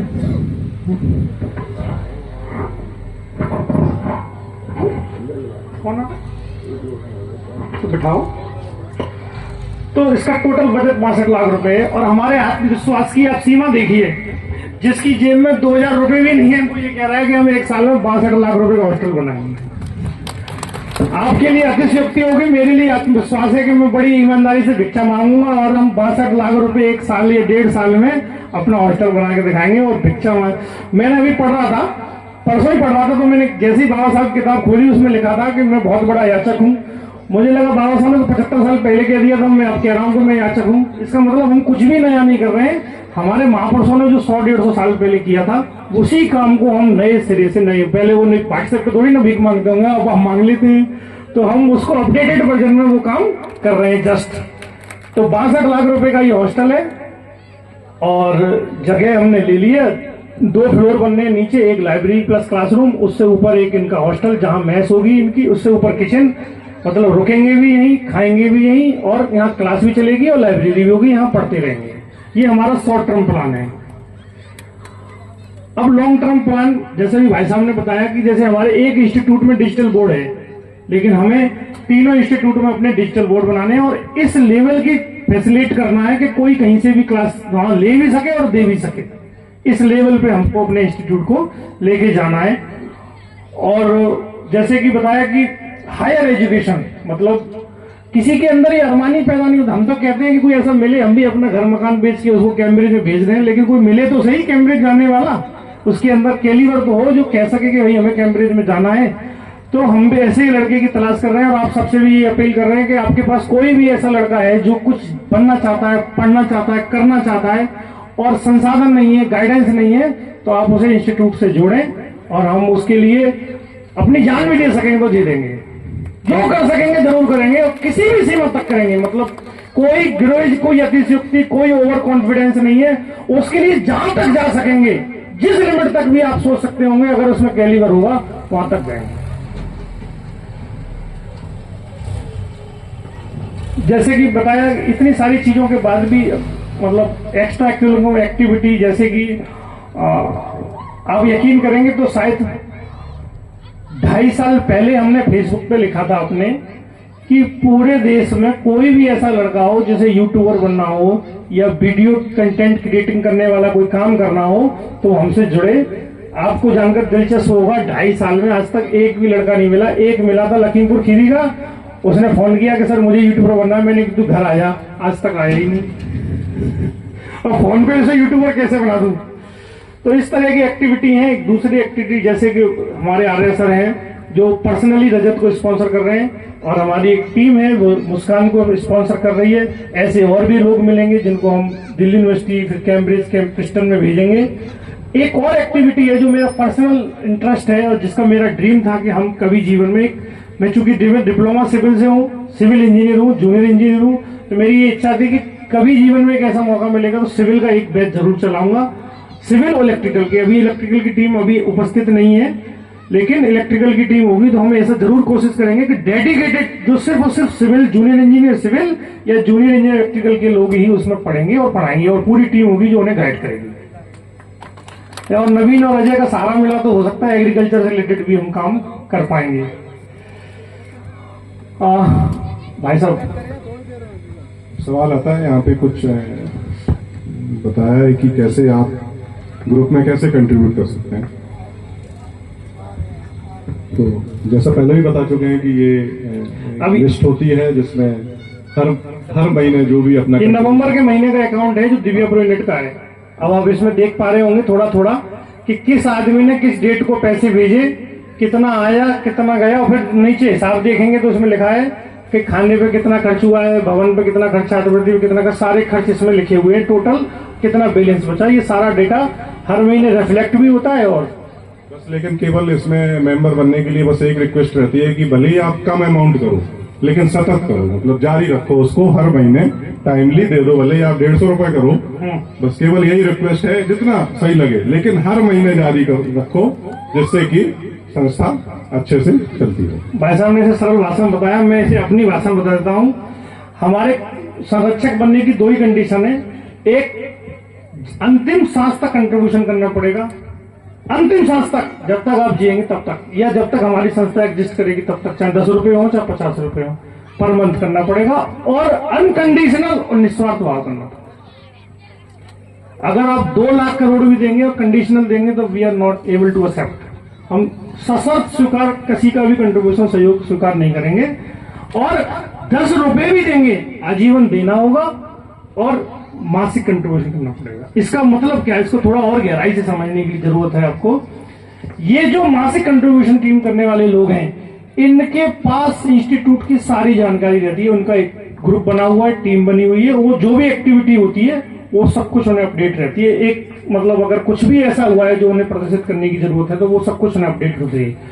अब दूसरा आते हैं, जैसे कि आगे बताएंगे, चलिए।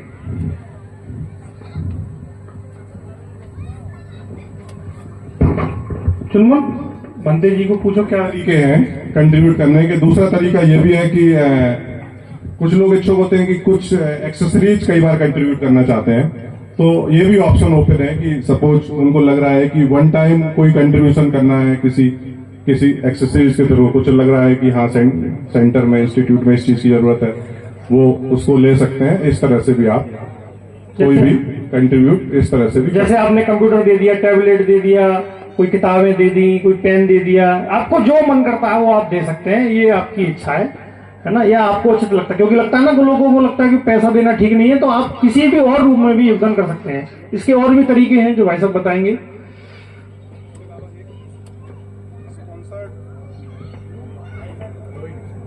हेलो,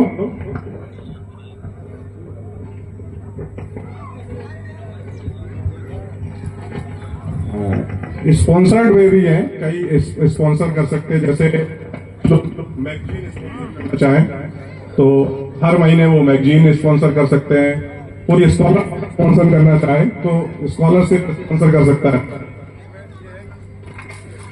स्कॉलरशिप किसी भी तरीके से आपको लग रहा है कि कोई सोशल लीडर है उसके नाम पे स्कॉलरशिप बतानी है, यदि किसी व्यक्ति को ये लग रहा है कि स्कॉलरशिप उनके अपने पेरेंट्स के नाम पे चलानी है तो उनके पेरेंट्स के नाम पे भी अपनी स्कॉलरशिप वो चला रहे हैं। 5 मिनट मिलेंगे। न्यूज पेपर उनको कंट्रीब्यूट करना उन्हें लग रहा है कि डेली जो न्यूज पेपर आ रहा है उसको हम स्पॉन्सर कर सकते हैं। तो जो रेगुलर कई जैसे बिजली का बिल है या वाईफाई का बिल है, इस तरह से कोई भी कंट्रीब्यूट करता है। जैसे एक एग्जांपल है, हमारे गोविंद कुमार सर हैं जो लेक्चरर हैं इलेक्ट्रिकल इंजीनियरिंग के एमजी पॉलिटेक्निक कॉलेज में, जब उन्होंने हाथरस यूनिट हमारी बनी थी तब से लेके आज तक दोनों हिंदी इंग्लिश की अखबार और एक प्रतिदिन पत्रिका अपने आप आ जाती है, हमें पता भी नहीं कहां से आ रही है। बिल्कुल ईमानदारी से टाइम पे अखबार वाला डाल जाता है, वो बिल पे कर देते हैं, हमें पता भी नहीं क्या हो रहा है। तो इसमें से भी आप किसी भी रूप में इस तरह से कर सकते हैं। और जैसे कि क्या होता है, जैसे अभी एक प्रमोद मास्टर अगर मेरी बात सुन रहे हैं तो नाराज नहीं होंगे, एक एग्जाम्पल के थ्रू बता रहे हैं, हम सब टीम में परिवार हैं। तो क्या हुआ, अभी पुलिस के एग्जाम हुआ तो उन्होंने, उनका भाई गांव चला गया, तो मैंने फोन किया, मैंने भाई सूरज को आपने गांव भेज दिया, तो उन्होंने बोला कि भाई वो गांव में भैंस होती है, दूध वूध पी लेगा, कुछ खा लेगा, तो इससे थोड़ी उसकी फिजिकल अच्छी होगी, दौड़ वोड़ लगा लेगा। तो मैं इनकी बात से इत्तेफाक नहीं रखा, मैंने कि भाई ये तो आप बिल्कुल अनैतिक बात कर रहे हो। आपने ये कैसे सोच लिया कि आपका एक ही भाई है?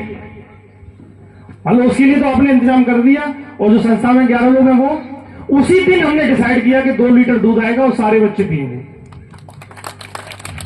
अब इसको मैं और व्यक्ति का जोड़ूं वो बड़ी बात हो जाएगी, आपको लगेगा कि मैं अतिशयोक्ति हूं, लेकिन बता देता हूं, यहां हमने 2 लीटर दूध दिया और हाथरस के बच्चे बैठे गवाह हैं। मेरे पिताजी शाम को ऐसे गिलासों में भर भर के दूध लेके जाते हैं कि बच्चों पी लो तुम, है ना। तो इंस्टीट्यूट में जो भी बच्चा है, जो भी, वो सब हमारे हैं, उसके सुख दुख सारे हमारे हैं। जब तक वो इंस्टीट्यूट में है उसकी हर समस्या हमारी है, उसका हर दुख हमारा है। ऐसा कतई नहीं हो सकता कि उसको हम उसके हाल पे छोड़ दें, कतई नहीं हो सकता। जब तक हम जिंदा है तब तक तो कभी नहीं हो सकता। और उसके लिए मैंने बार बार कह रहा हूं कि आप जितना सोच सकते हैं, जितने जहन में आपके आ रहा होगा, उससे भी कम से कम 100 गुना तक उसके लिए किसी भी हद तक जा सकते हैं। इतनी जिद है हमारे अंदर, मेरे अंदर नहीं, इस टीम डीवीआरजी में, मैं अपने ऊपर नहीं कह रहा हूं, इस टीम डीवीआरजी में इतनी जिद है कि उसके लिए किसी भी हद तक जा सकते हैं। और भी बहुत सारे ऑप्शन है, जैसे किसी का फॉर्म भर दिया, किसी की टिकट बुक कर दी, कोई बेंगलोर जा रहा है तो उसको भेज दिया। कभी कभी ऐसा भी हुआ है, आपको बताएंगे तो हंसी आएगी। कोई लड़का है, कोई नौकरी कर रहा है या कुछ काम कर रहा है, उसके 2 पेपर अलग अलग शहरों में हुए, दिल्ली हुए, एक हैदराबाद हुआ, तो उसको फिर व्यक्तिगत तौर पे हैदराबाद फ्लाइट से भेजा, पेपर दे गया, वापस आया, दूसरा एग्जाम दिया। ऐसे बहुत सारे उदाहरण हैं जो बताएंगे तो समय कम पड़ जाएगा। एक और तरीका है, भाई अडॉप्ट एनी नीडी चाइल्ड, मतलब सीधा सीधा है, आपने एक बच्चा आपको पसंद आया, उसने आपसे प्यार किया, आपने कह दिया भाई ये बच्चा हमारा है, जैसे सर ने कहा, तो वो बच्चा आपका हुआ। अब आप उसको बादाम खिलाओ, काजू खिलाओ, दूध पिलाओ, दही खिलाओ, फॉर्म भरो, फीस भरो, कपड़े बनाओ, जूते बनाओ, वो आपका प्रॉब्लम है। ये आपकी और उसकी म्यूचुअल अंडरस्टैंडिंग की बात है, इसमें हमारा किसी तरह का कोई रोल नहीं है। तो आप इस तरह से किसी एक जरूरतमंद बच्चे को अडॉप्ट भी कर सकते हैं। और जो कि अब जब हॉस्टल की बात हो रही है, तो इसका ये कतई मतलब नहीं है कि आपको कंट्रीब्यूशन करना ही है। आज से लेकर जब तक आप पूरी तरह से संतुष्ट ना हो जाएं, तब तक आपको कोई भी हमारे बारे में सोचने की जरूरत नहीं है। अगर आपको यकीन हो कि नहीं, हम 10 साल से एग्जिस्ट कर रहे हैं और आने वाले 10-20 सालों तक भी एग्जिस्ट करेंगे, तो आप अपनी किसी भी रूप में योगदान कर सकते हैं। और हम रिकमेंड करेंगे आपको, जैसे इसमें लिखा भी हुआ है, कि आप फाइनेंशियल कंट्रीब्यूशन ना करें। आप 1000-2000 ईंटें भिजवा दें, 10-20 कट्टे सीमेंट भिजवा दें, गिट्टी भिजवा दें, मोरम भिजवा दें, तो हमारे लिए भी आसानी होगी और आपके लिए भी आसानी होगी। हमें उनका हिसाब नहीं रखना पड़ेगा कि कितने पैसे आए, कैसे खर्च करें, और सीधे सीधे हमारा काम हो जाएगा। तो ये रिकमेंड है। और अगर आप चाहते हैं कि आपको फाइनेंशियल कंट्रीब्यूशन करना है, तो आप फाइनेंशियल कंट्रीब्यूशन भी कर सकते हैं, उसकी कोई सीमा नहीं है। 2-10 रुपए 10, जब वो बिल्डिंग बन जाएगी उसमें 1 रुपए से लेकर 1 करोड़ तक जिसने भी जो कंट्रीब्यूशन किया होगा वो दीवार पे पेंट होगा। उसका एक एग्जाम्पल है कि हमारी जो महिला यूनिट में जितने लोगों ने काम किया है, वो सारा कंट्रीब्यूशन दीवार पे पेंट के रूप में अंकित है, 1 रुपए से लेकर 1 लाख तक जिसने भी दिया, और जितने भी देंगे आगे बढ़ते चले जाएंगे, वो सारे कंट्रीब्यूशन उसमें अंकित होंगे। अब थोड़ा सा इसके बारे में बता देते हैं हम आपको, ये इंस्टीट्यूट का स्ट्रक्चर क्या है, मतलब एक्टिव स्ट्रक्चर क्या है, वो थोड़ा सा आपको बता देते हैं। 2 तरीके का है, इंटरनल और एक्सटर्नल। इंटरनल क्या है? इंटरनल 3 पद हैं हमारे। पद मीन्स जिम्मेदारी। पद ये नहीं कि हम कुछ बन के घूम रहे, नहीं, पद मीन्स जिम्मेदारी। संचालक, सह संचालक और प्रभारी। संचालक और सह संचालक मतलब क्यों? उनकी जिम्मेदारी है इंस्टीट्यूट में जो भी एक्टिविटी हो रही है, जो भी निर्णय लेने उन्हें लेने, पैसा उन्हें रिसीव होगा, खर्च उन्हें करना है। और प्रभारी का मतलब है कि वो लड़का जो पहले कभी संचालक था और अब नौकरी कर रहा है, वो प्रभारी है। अगर रिजल्ट हमारा 50% कम रहा तो हम कान खींचने के लिए हमें एक आदमी चाहिए, उसका नाम प्रभारी है। कि हम सवाल जवाब अगर करें किसी से, अकाउंटेबिलिटी फिक्स करें कि भाई तुम्हारा रिजल्ट कम क्यों रहा है इस बार, तो उसके लिए हमने एक पोस्ट क्रिएट की, प्रभारी। वो बताएगा कि भाई साहब इस बार हमने ये नहीं किया, इस वजह से ऐसा नहीं हुआ। अब आते हैं एक्सटर्नल। तो पद जो है वो कौन कौन से, वो मैं बता देता हूं। जो आप मेरे बाई तरफ देख रहे हैं वो संस्था के ऊर्जा स्रोत हैं। इनकी आइडेंटिटी है, संस्था के ऊर्जा स्रोत है, मतलब ये हम सबके लिए मार्गदर्शक हैं। आप इनसे ऊर्जा ले सकते हैं कि भाई इन्होंने इतनी कम उम्र में ये कैसे हासिल किया, संस्था बनी कैसे, उसके लिए प्रेरणा स्रोत आपके बगल में बैठे हुए हैं। है ना। वरिष्ठ संरक्षक, अब संरक्षक और वरिष्ठ संरक्षक का थोड़ा डिफरेंस है। संरक्षक मीन्स वो लोग जो मासिक कंट्रीब्यूशन करते हैं, चाहे वो 10 रुपए करते हैं चाहे 10 लाख करते हैं, वो सभी लोग संरक्षक की श्रेणी में आते हैं। उनका अधिकार है कि वो सारी एक्टिविटी को जान सकें। पर वरिष्ठ संरक्षक उससे एक ऊपर की पोस्ट है और अभी तक सिर्फ 2 ही लोगों को दर्जा प्राप्त है, जो दोनों लोग बैठे हुए हैं। इसका मतलब है कि जो भी डिसीजन मेकिंग होगी वो सिर्फ इन लोगों से शेयर की जाएगी। जैसे कहां प्लॉट लेना है, 3 मंजिल बनाना है, 4 मंजिल बनाना है, लाल ईंटें लगानी है कि नीली ईंटें लगानी है कि हरी ईंटें लगानी है, वो जो सारे डिसीजन मेकिंग होंगे वो इन लोगों के थ्रू, इनसे गाइडेंस सलाह मशवरा करके होंगे। और तीसरे हैं सहयोगी, मतलब कोई व्यक्ति ईमानदारी से आया, उसने हमें 5 कट्टे दे दिए, उसने हमारा सहयोग किया, उसका बहुत बहुत धन्यवाद। संस्था जब भी बन जाएगी तो उसका जो भी योगदान है वो उस दीवार पर अंकित हो जाएगा। इसमें हमारे लिए सबसे महत्वपूर्ण अगर कोई है तो वो है संरक्षक, जो हमें मासिक कंट्रीब्यूशन करते हैं। सबसे महत्वपूर्ण कोई है, और हम रिकमेंड भी यही करेंगे कि आजीवन और निस्वार्थ भाव, बिना किसी शर्त के यदि कोई मतलब हमारे इंस्टीट्यूट से जुड़ना चाहेगा तो ये हमारे लिए सौभाग्य की बात होगी। धन्यवाद सुनने के लिए। ये धर्मेंद्र के लिए कुछ बातें हैं कि जब भी कोई सिलेक्शन किसी बच्चे का हो जाता है तो लिखते हैं कि अभी तर्कस में 3 और बाकी है। तो वही तर्कस का 3 हो रहा है। और दूसरा ये है कि जब इनको कुछ भी लगता है कि अब सही हो रहा है, अब करंट बना, तो ये 2 डायलॉग जो है इनके बड़ा फेमस है, तर्कस के 3 और इनका करंट। मैंने बताना कि जितना हमारे पास लिटरेचर है, यार अपना कुछ भी नहीं है। मैं सोसाइटी से, हिस्ट्री से रेफरेंस लेता हूँ, उनमें से जो कुछ अच्छा होता है ऑब्जर्व करता हूँ, उसे इम्प्लीमेंट करने की कोशिश करता हूँ। ये जो डायलॉग है वो भी बाबा साहब का दिया हुआ है, मेरा नहीं है। ये उनका है कि उन्होंने बताया था मेरे तर्कस में और भी 3 शेष हैं। अगर आप में से, चूंकि हमारे पास समय कम है, अगर कोई आपके बहुत ही चुनिंदा सवाल हो जिनका हम जवाब देना चाहें तो आप इंट्रक्शन भी 1 या 2 सवाल हम जरूर लेना चाहेंगे। अगर किसी का सवाल है तो please anyone state raise your hand if any question. संस्था से जुड़ी हुई आपको प्रेजेंटेशन दी गई। चुनमुन जी आप अपनी रीडिंग करिए। अभी हमारे जो चीफ गेस्ट हैं हेमेंद्र जी, जो एग्जीक्यूटिव इंजीनियर हैं, उनके पिताजी की तबीयत खराब होने की वजह से वो यहाँ उपस्थित नहीं हो पाए, तो हम कोशिश करेंगे कि उनसे लाइव इंटरेक्शन कर पाए और आपको उनकी शुभकामनाएं हमें मिल सकें। अगर ऐसा होता है 5-10 मिनट में तो ठीक है, नहीं तो उसके बाद हमारे जो आगे के प्रोटोकॉल हैं जी। साथ ही इसमें थोड़ा हम और थोड़ा ऐड करना चाहेंगे। हम जब हमारी संस्था जब इनिशियल स्टेट में थी, जब धर्मेंद्र जी का यहाँ से ट्रांसफर हो गया था, तो धर्मेंद्र जी बहुत परेशान हो रहे थे कि बच्चों का क्या होगा। तो एक नाम इसमें और नाम जुड़ता है, वो है मिस्टर सरोज चौधरी।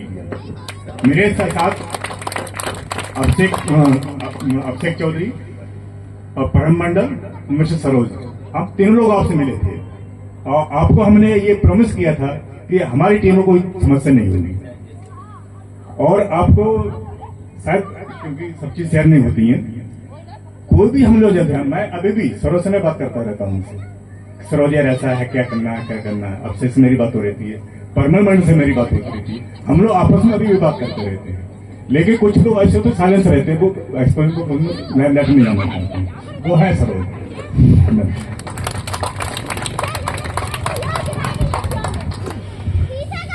माफी चाहूंगा, मैं थोड़ा 2 शब्द बोलना चाहूंगा। आपको पूरा ठा बोल लीजिए, कोई बात नहीं, आपको पूरा ठा पूरा होगा। नहीं, जैसे आनंद सर ने बताया, सही बताया कि हेमंत जी काफी रात परेशान थे। शाम का वक्त था, मुझे फोन आया था, सरोज सर का ही फोन आया था कि अभिषेक देखो कुछ पॉलिटिकल रीजन की वजह से हेमंत जी का ट्रांसफर हो गया और हॉस्टल जो है शायद अब चल नहीं पाएगा। तो मैं, आनंद सर, परिमल सर और सरोज सर ये डिसीजन लिए थे कि चाहे स्थिति कैसी भी हो, हम लोग इसको जिंदा रखेंगे। इसका एक रीजन है, कारण है कि मेरा एक फ्रेंड है, दोस्त है, मैं उसके साथ घूम रहा था, बातचीत कर रहा था। कहानी काफी मजेदार लगी मेरे को और सही भी लगी, सटीक भी लगी। मैंने बोला कि हम लोग को इतना सारा एजुकेशन का बेनिफिट्स मिलता है, फिर भी हमारे बच्चे जो है पढ़ के अच्छी जगह जॉब क्यों नहीं लग पाते हैं। गूगल पे तो फिर उसने मुझे एक बहुत अच्छी बात बताई। वो बोला कि देखो हम लोग ग्राउंड में घूम रहे हैं ना, यहाँ बहुत हरी भरी घास है, बहुत हरी भरी घास है, मगर तुम देखो कि कहीं पे पत्थर रखा हुआ है और काफी साल बाद अगर या काफी दिनों बाद उस पत्थर को हटा दे तो वो पीली पड़ी रहती है। तो हमारी कम्युनिटी के बच्चे जो हैं उस पत्थर के नीचे दबे हुए घास हैं, जिन्हें पता ही नहीं कि हमारे पास कितने सारे अपॉर्चुनिटी हैं, कितने स्रोत है जिसके माध्यम से हम लोग पढ़ाई कर सकते हैं, बिजनेस भी कर सकते हैं। ऐसा नहीं कि केवल हम लोग के लिए पढ़ाई है कि ये रास्ता रह गया है, बिजनेस में भी बहुत सारे अपॉर्चुनिटी आए हैं। मैं आज थोड़ा डिस्क्लोज कर रहा हूँ, उसमें मेरे को आनंद से नहीं हेल्प किया है। मैं इस चीज को ट्राई कर रहा था काफी साल से, जॉब तो मैं कर ही रहा हूँ और आप लोग की आशीर्वाद से अच्छी जगह जॉब कर रहा हूँ। तो मैंने एक बिजनेस भी स्टार्ट किया है जो पटना में सेटल है, बिहार झारखंड का पहला यूनिट है। और सुशील सर से, चूंकि हमारे साहब जानते, राहुल भाई जानते हैं कि सुशील सर से मैं बात करते रहता था। ये मैंने डिस्क्लोज नहीं किया था कि मेरी आदत नहीं कि मैं जल्दी किसी चीज के बारे में बताऊं, बट हाँ, बिजनेस अपॉर्चुनिटी में जाना इसलिए जरूरी है क्योंकि हमें किसी भी सोसाइटी को आगे बढ़ाना है तो फंडिंग बहुत जरूरी है। और फंडिंग जो है जॉब से शायद मुश्किल होती है, फैमिली में लोग फंस जाते हैं, परिवार में फंस जाते हैं। तो मैं आप सबसे अपील करूंगा कि आप लोग बिजनेस की तरफ भी सोचिए, क्योंकि हम लोग को बहुत सारा लीवरेज मिलता है, टैक्स बेनिफिट मिलता है, तो उस सब का फायदा उठाइए और बिजनेस की तरफ भी रुख कीजिए। हाँ, लेकिन उनसे पहले पढ़ाई करना बहुत जरूरी है। मुझे ज्यादा खुशी तब होगी जब मेरे यूनिट की लड़कियां भी क्वालिफाई करेंगी, जॉब में जाएंगी। कारण बता देता हूँ कि जब मेरा उम्र केवल 15 साल था, 16 साल था, तब मेरे फादर एक्सपायर कर गए थे। फॉर्चुनेटली किस्मत से उस जमाने में मेरी माँ स्कूल टीचर हुआ करती थी। उनको भी अपने स्कूल में कास्ट को लेकर काफी डिस्क्रिमिनेशन झेलना पड़ता था, लेकिन उन सब के बावजूद चूंकि मेरी माँ नौकरी में थी तो हम चारों भाई बहन उस एज में भी पढ़ाई लिखाई की। उन्होंने पढ़ाई हमारी कंटिन्यू रखी। तो होता क्या है कि जेंट्स तो होता है वो घर को खींच लेता है, पढ़ा लेता है, बट इस तरह की इंसिडेंट जब होती है एक पढ़ी लिखी महिला का बहुत बड़ा रोल हो जाता है। और खासतौर पर जब वो जॉब में होती है तो फिर जाहिर सी बात है वो अपने बच्चों को पढ़ने का इंस्पिरेशन भी देती है, उनको लगाम भी कस के रखती है और उसे सही जगह पहुंचा भी देती है। तो मेरी माँ स्कूल टीचर थी। उसके बाद क्या हुआ कि मैं इधर जेल में आया। मेरी एक मंजली दीदी हैं, वो लखनऊ में स्टेशन मास्टर हैं। फिर मेरी बड़ी वाली दीदी वो बिहार गवर्नमेंट स्कूल में प्रिंसिपल है। छोटी वाली सिस्टर भी PHU से पढ़ी, बट चूंकि उनके जॉब्स लगे अदर स्टेट्स में लगे, उनकी शादी यूपी में हो रखी थी, इसलिए मैंने भी ट्राई किया, बोला, समझाया, या उसके हस्बैंड ने बोला कि अगर आपको जॉब करनी है तो आप यूपी में ट्राई करो। अदरवाइज ऐसा नहीं कि कोई जरूरी की जॉब ही करे, लेकिन एजुकेटेड होना, सही इंस्टीट्यूट से होना, उससे आपकी आने वाली पीढ़ी बहुत बदल जाती है। धन्यवाद। और किसी को सुनना सर? Thank you. आपके इमोशंस की मैं रिस्पेक्ट करता हूँ। स्लाइड हमारी खत्म हो गई। अब संस्था से जुड़ी हुई 2-3 बातें हैं जो मैं बता देता हूँ, जो मतलब अच्छी इंसिडेंट है, जो हमारी टीम के बारे में रिफ्लेक्शन होगा।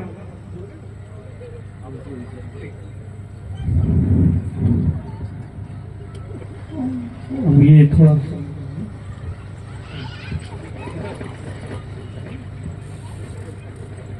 एक मीनू सर है हमारे, जो आज हमारे नहीं आ पाए, वो एग्जीक्यूटिव असिस्टेंट इंजीनियर है हाइडल में।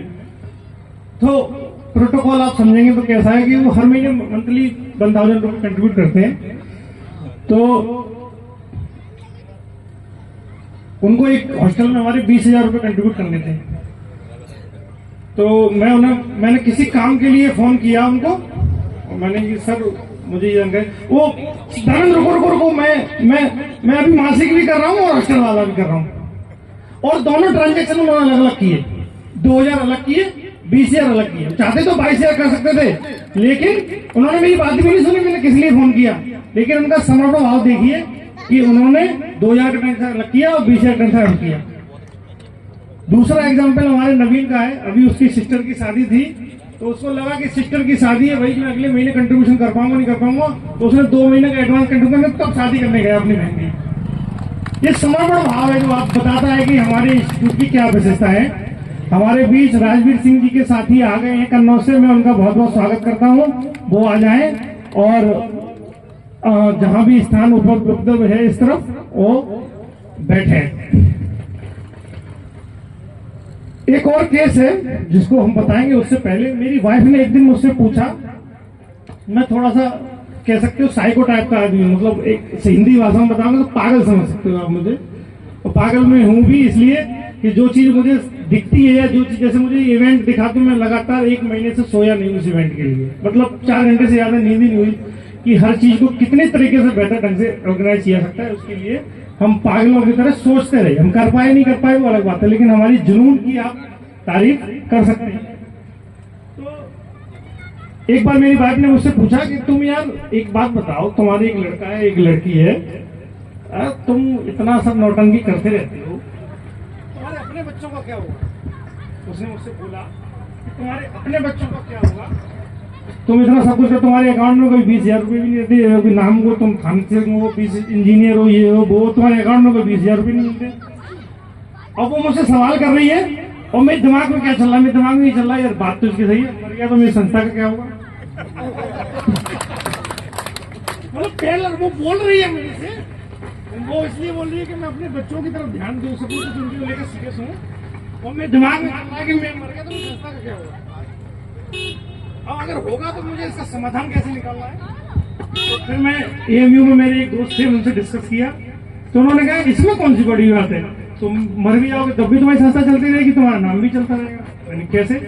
तो वो मुझे यूनिवर्सिटी लेके गए AMU में, उन्होंने दिखाया कि एक सिविल डिपार्टमेंट था, तो वहां पे 10, 20, 40, 50 साल पहले जो लोग पढ़ के गए थे वो कभी 2-4 हजार रुपए FD करके बैंक में, और अपने पिताजी के नाम से वो दर्ज करा गए कि भैया इसकी जो भी ब्याज मिले वो हर साल जो आजमगढ़ से लड़का आए उसे आप देते रहना। वो आज भी एग्जिस्ट कर रही है, उसका अमाउंट 300 रुपये AMU में लड़का बैठा है, सही हूँ मैं, सही कह रहा हूँ ना? हाँ, तो वो आज भी एग्जिस्ट कर रही है। तो मैंने कहा हो गया समाधान, सीधे 4 लाख की FD करनी है, FD से जो इंटरेस्ट आएगी मेरे नाम से मेरा कंट्रीब्यूशन संस्था में रिसीव हो जाएगा। उसी दिन मैंने ठान लिया कि सबसे पहले मुझे 4 लाख रुपए इकट्ठे करने हैं, इसलिए नहीं कि मैं अपनी बेटी की शादी कर पाऊंगा, इसलिए कि मैं 4 लाख रुपए FD करूंगा, जो इंटरेस्ट आएगी उससे मेरे नाम से मेरा मासिक कंट्रीब्यूशन चलता रहेगा, जो कि मेरे नहीं होने के बाद भी चलेगा। तो ये इस तरह की कुछ घटनाएं हैं।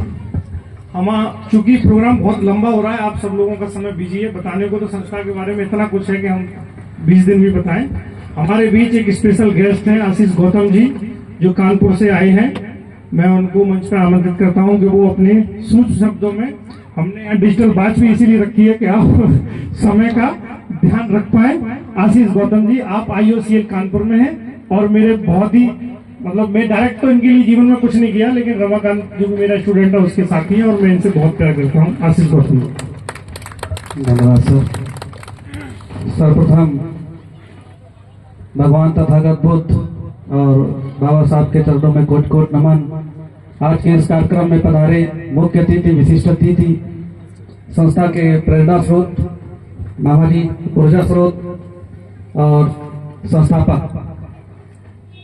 संस्था से व्यक्तिगत इंटरेक्शन तो हमारा लगभग 3-3.5 साल से ही रहा।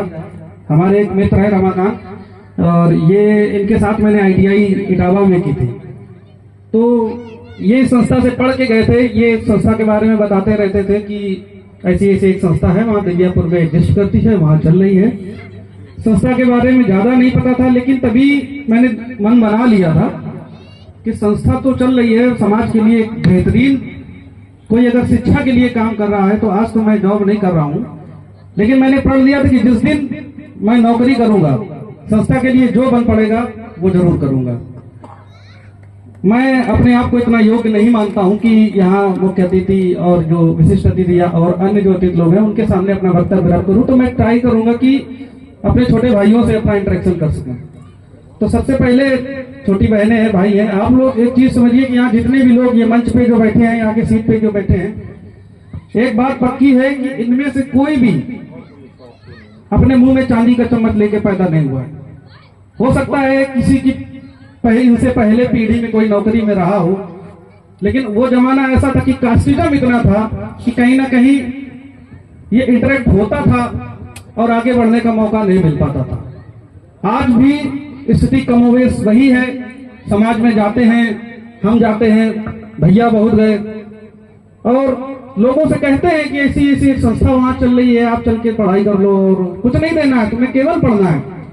तो आज भी अगर मैं 10 लोगों से बताता हूं तो 10 में 0 रिजल्ट आता है, कोई तैयार नहीं होता आने को। तो इस स्थिति को सुधारने की जरूरत है।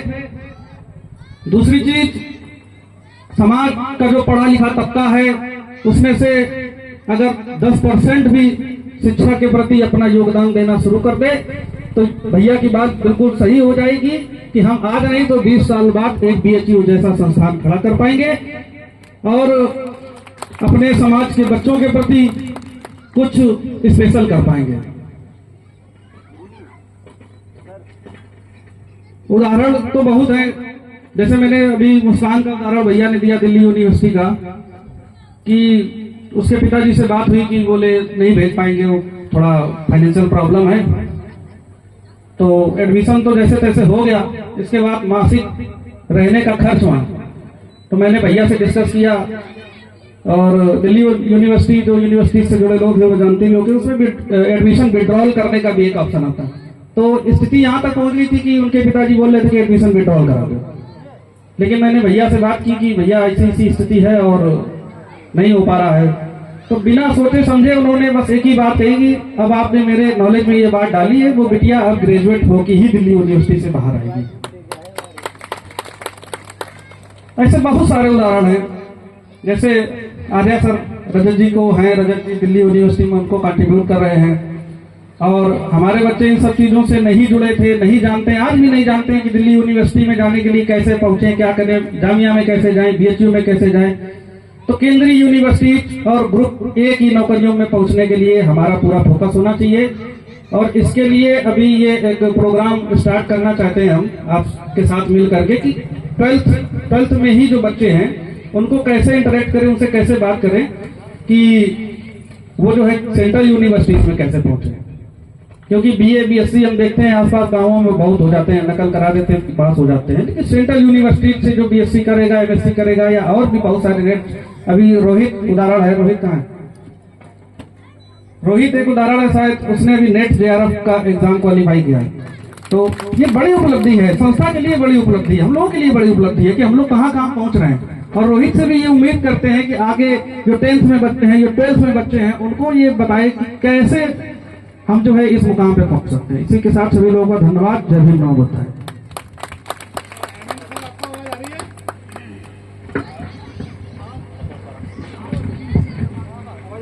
आवाज आ रही है आपकी?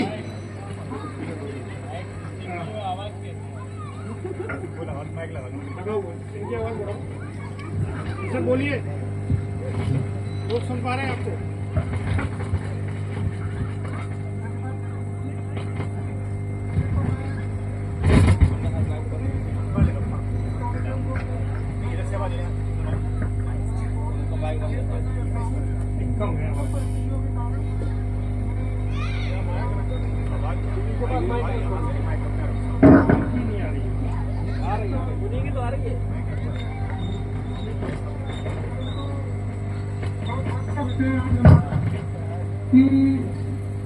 डॉक्टर भीमराव अम्बेडकर ग्रुप के फैसलों पूर्व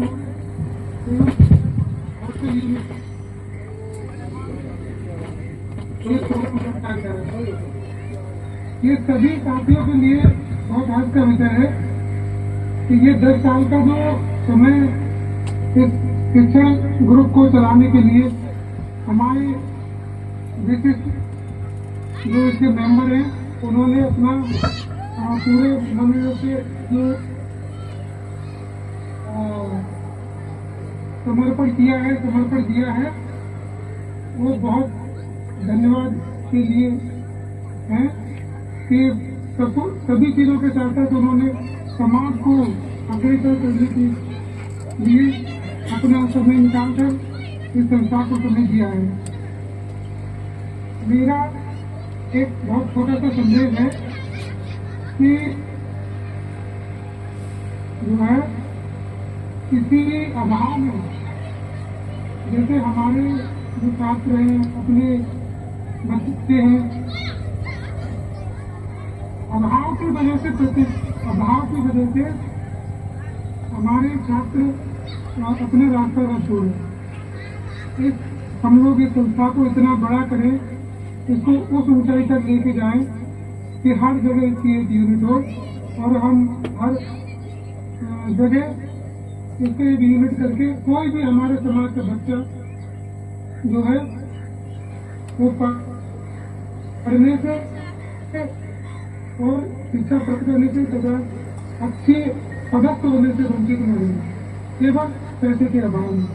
तो हम सब लोगों का ये नैतिक दायित्व है कि हम इस संस्था को और अच्छे से स्थापित करें और जो है इसको ऊंचाइयों पर दिखाने के साथ साथ इसकी बहुत सारी जांच बनाए जिससे हमारे समाज का उत्थान हो सके, बहुत अच्छे से जो बाबा साहब का सपना था वो साकार हो सके कि शिक्षित बनो, तो सपना साकार हो सके। मैं इसके इस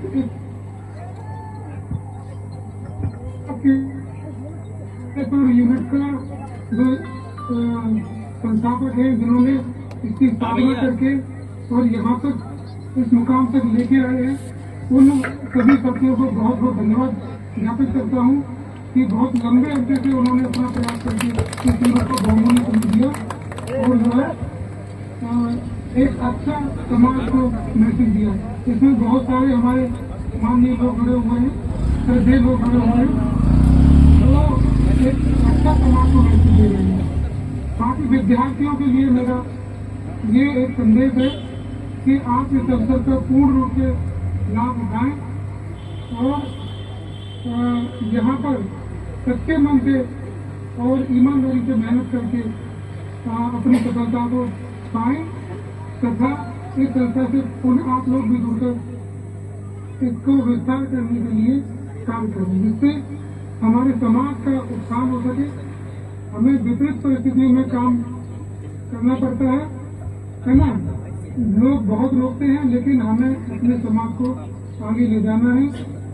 तो सबसे महत्वपूर्ण कार्य जो है शिक्षा, इस पर कार्य करना होगा, इसमें सभी को सहयोग करना होगा। आज इस सभा में उपस्थित न होने के लिए उन्हें खेद व्यक्त करता हूँ और इसी कामना के साथ कि सभी लोग इसको आगे ले जाएंगे, अच्छा करेंगे। और विशेष धन्यवाद धर्मेंद्र जी का, जिन्होंने मुझे संस्था का रास्ता दिखाया और जो है इसकी अच्छाइयाँ बताते हुए जोड़ा। तो मैं भी एक हिस्सा बना, इसके लिए आप सबको thank you sir, thank you sir, thank you sir, thank you. ये एक टेस्टिंग फेज था। आने वाले समय में हम अमेरिका से लोगों से बात करेंगे, तो उसका एक डेमो था ये जस्ट, जो आपको आज देखने को मिला। और इसका एक और मतलब है कि कल को एक्सेल साहब बैठे हैं, अगर वो नहीं आ पाएंगे तो आप अपने दिमाग में ही बिठा लीजिए सर कि आप वहीं से हमें संबोधित अवश्य कर देंगे। बहुत बहुत धन्यवाद। इससे पहले मैं आपको आमंत्रित करूं, हमारे बीच एक स्पेशल गेस्ट यहाँ उपस्थित हैं जो एएमयू के लॉ स्टूडेंट हैं। उनको रिक्वेस्ट करूंगा कि वो बहुत ही कम शब्दों में, है ना, we have very few more time left, आए और अपनी बात रखें। Thank you. सबसे पहले तथागत गौतम बुद्ध और डॉक्टर बाबा साहेब अम्बेडकर के चरणों में मेरा सशक्त नमन। जय Bhim to all of you, respected guests on the dais and off the dais. This is Afzal Alam from Aligarh Muslim University, completing the law this year, and I'm preparing for civil judge. Thanks to Divyapur unit for the warm hospitality towards shoulders. मैं bilingual हूँगा, थोड़ा हिंदी थोड़ा English, मेरी हिंदी थोड़ी कमजोर बोलने में है, so I will try to make up with you all with the Hindi words even also. So हम लोग डिस्कस कर रहे थे कि it's my first type of program because I'm from Aligarh Muslim University. We haven't seen this type of program because we are coming from particular section and Aligarh Muslim University has belonged to particular section here also in majority. So we have witnessed not this type of program. We have this type of program with social disadvantaged people are really studying there. So it's a good atmosphere, that eco-friendly atmosphere has to be proven there. Regarding the things that I have to convey here, I as a law student, we follow the Baba Saheb Ambedkar very well. We follow the Constitution of India. We understand the equality before the law and equal protection of the law. हम सब जानते हैं हम equality में आना है, पर ये शब्द इक्वालिटी से बोलने पे भाषणबाजी में नहीं है कि हम बोल दिए आज बाबा साहब के अम्बेडकर फॉलो करने, कैसे होगा? हमें कुछ ना कुछ तो करना होगा। We have to come the mainstream. हम मुख्य धारा में जुड़ना चाहेंगे ना, क्या जुड़ना चाहेंगे? डीलिंगबाजी से, फोकसबाजी से, या नारेबाजी से, या किसी पॉलिटिकल लीडर के पीछे आगे पीछे से नहीं। We have to study, we have to focus, we have to make the vision. हम अपने विजन क्लियर करें। जैसे कि एक भाई अभी कह रहे थे कि हमें कोशिश ये करनी चाहिए कि शिक्षण संस्थान जो एजुकेशनल इंस्टीट्यूशन उसे अच्छा चुने। क्यों ना हम सोचे कि हम BHU में पढ़े, अलीगढ़ मुस्लिम यूनिवर्सिटी में पढ़े, जामे मिलिया इस्लामिया में पढ़े। वहां से पढ़ने के बाद जो आपकी क्लैरिटी, जो आपकी इंटेलिजेंशिया, जो आपकी इंटेलिजेंट डिफरेंशिया जो आपस में डेवलप होगा, वो काफी ज्यादा अलग लेवल पे होगा। आप इमेजिन नहीं कर सकते कि आप इंटेलेक्चुअल प्रॉपर्टी पे डिस्कस करने लगेंगे। आप डिस्कस करेंगे कि अदर डिसएडवांटेज को कैसे आगे बढ़ाया जाए। ये हमारा मुख्य सोच है। और मैं काफी, मुझे मेरे दोस्त रोहित से पता चला, मैं first time invited me and said to participate in this programme. Click on the mind, मेरे माइंड में क्लिक किया, yes directly I said because the vision, the makeup of this institution is very, very, very downtrodden. Because जब ये start हुआ था, I think 10 साल पहले, the first time I have realized that how they are hardship facing. कुछ members ने start किया, आगे बढ़ाया, और आज 10 साल पूरे होने पे ये हम चीज देख रहे हैं, कितने ज्यादा सिलेक्शन है। पर हम एक्सपेक्ट करते हैं कि इन संस्थान, ये educational institution grab more development than they expected. Because this is the Bhim army. Okay, Dr. Baba Saheb Ambedkar clearly says that education is the most important thing to revolutionize the society. Society revolution करने का example आपके सामने professor जामे मिलिया इस्लामिया के बैठे हुए हैं। इससे लीडिंग एग्जाम्पल आपकी समाज से, आपकी कम्युनिटी से, आपके बीच से हार्डशिप, सेक्रीफाइस, सैक्रिलेज एक उदाहरण है। Thank you so much for giving this opportunity. Thank you. Thank you very much, Rohit, for such a wonderful guy to join us today. And now we will like to come Dr. Engineer Subhash Chandra ji to share some words. आप वहीं से please come. Thank you.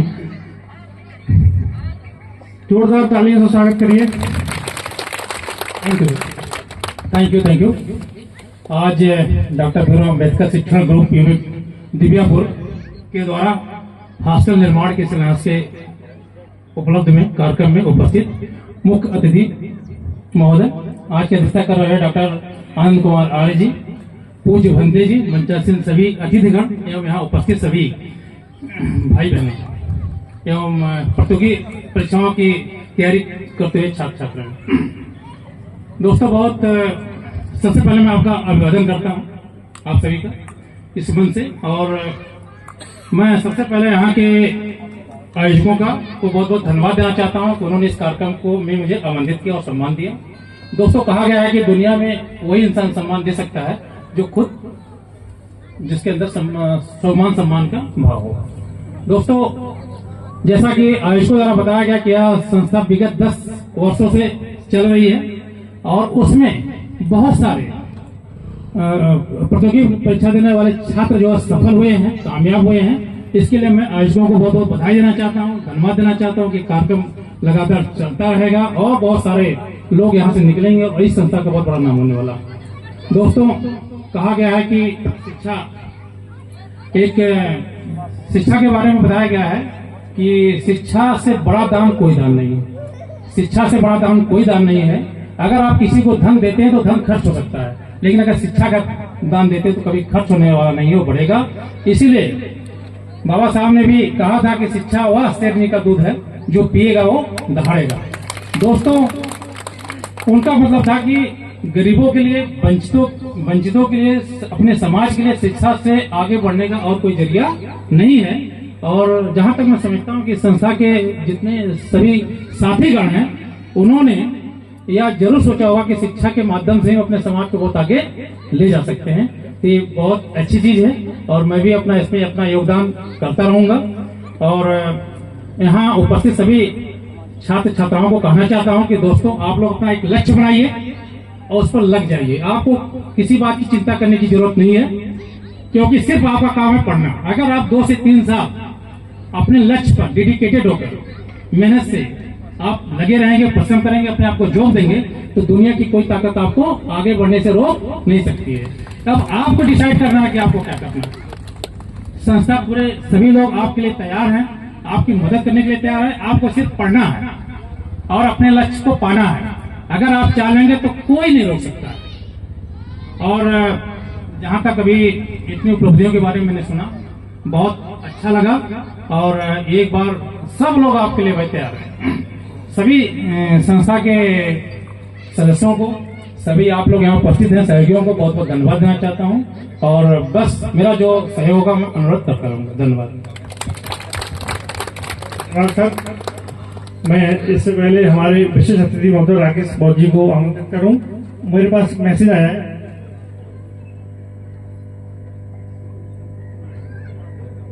मेरे पास Elon जी का message आया है किसी बच्चे के डांस के लिए जो हमने किया था। तो आप जो न्यूनतम वाला है उनको आप यहाँ पे तब तक आप उनको प्रिपेयर कर लो। राकेश बौद्ध जी का संबोधन होगा, उसके बाद वो आप अपनी एक परफॉर्मेंस देंगे।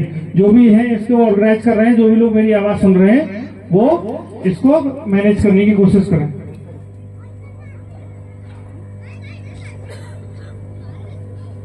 लगवा देंगे, आप उन्हें रिसीव करके बिठाओ कर।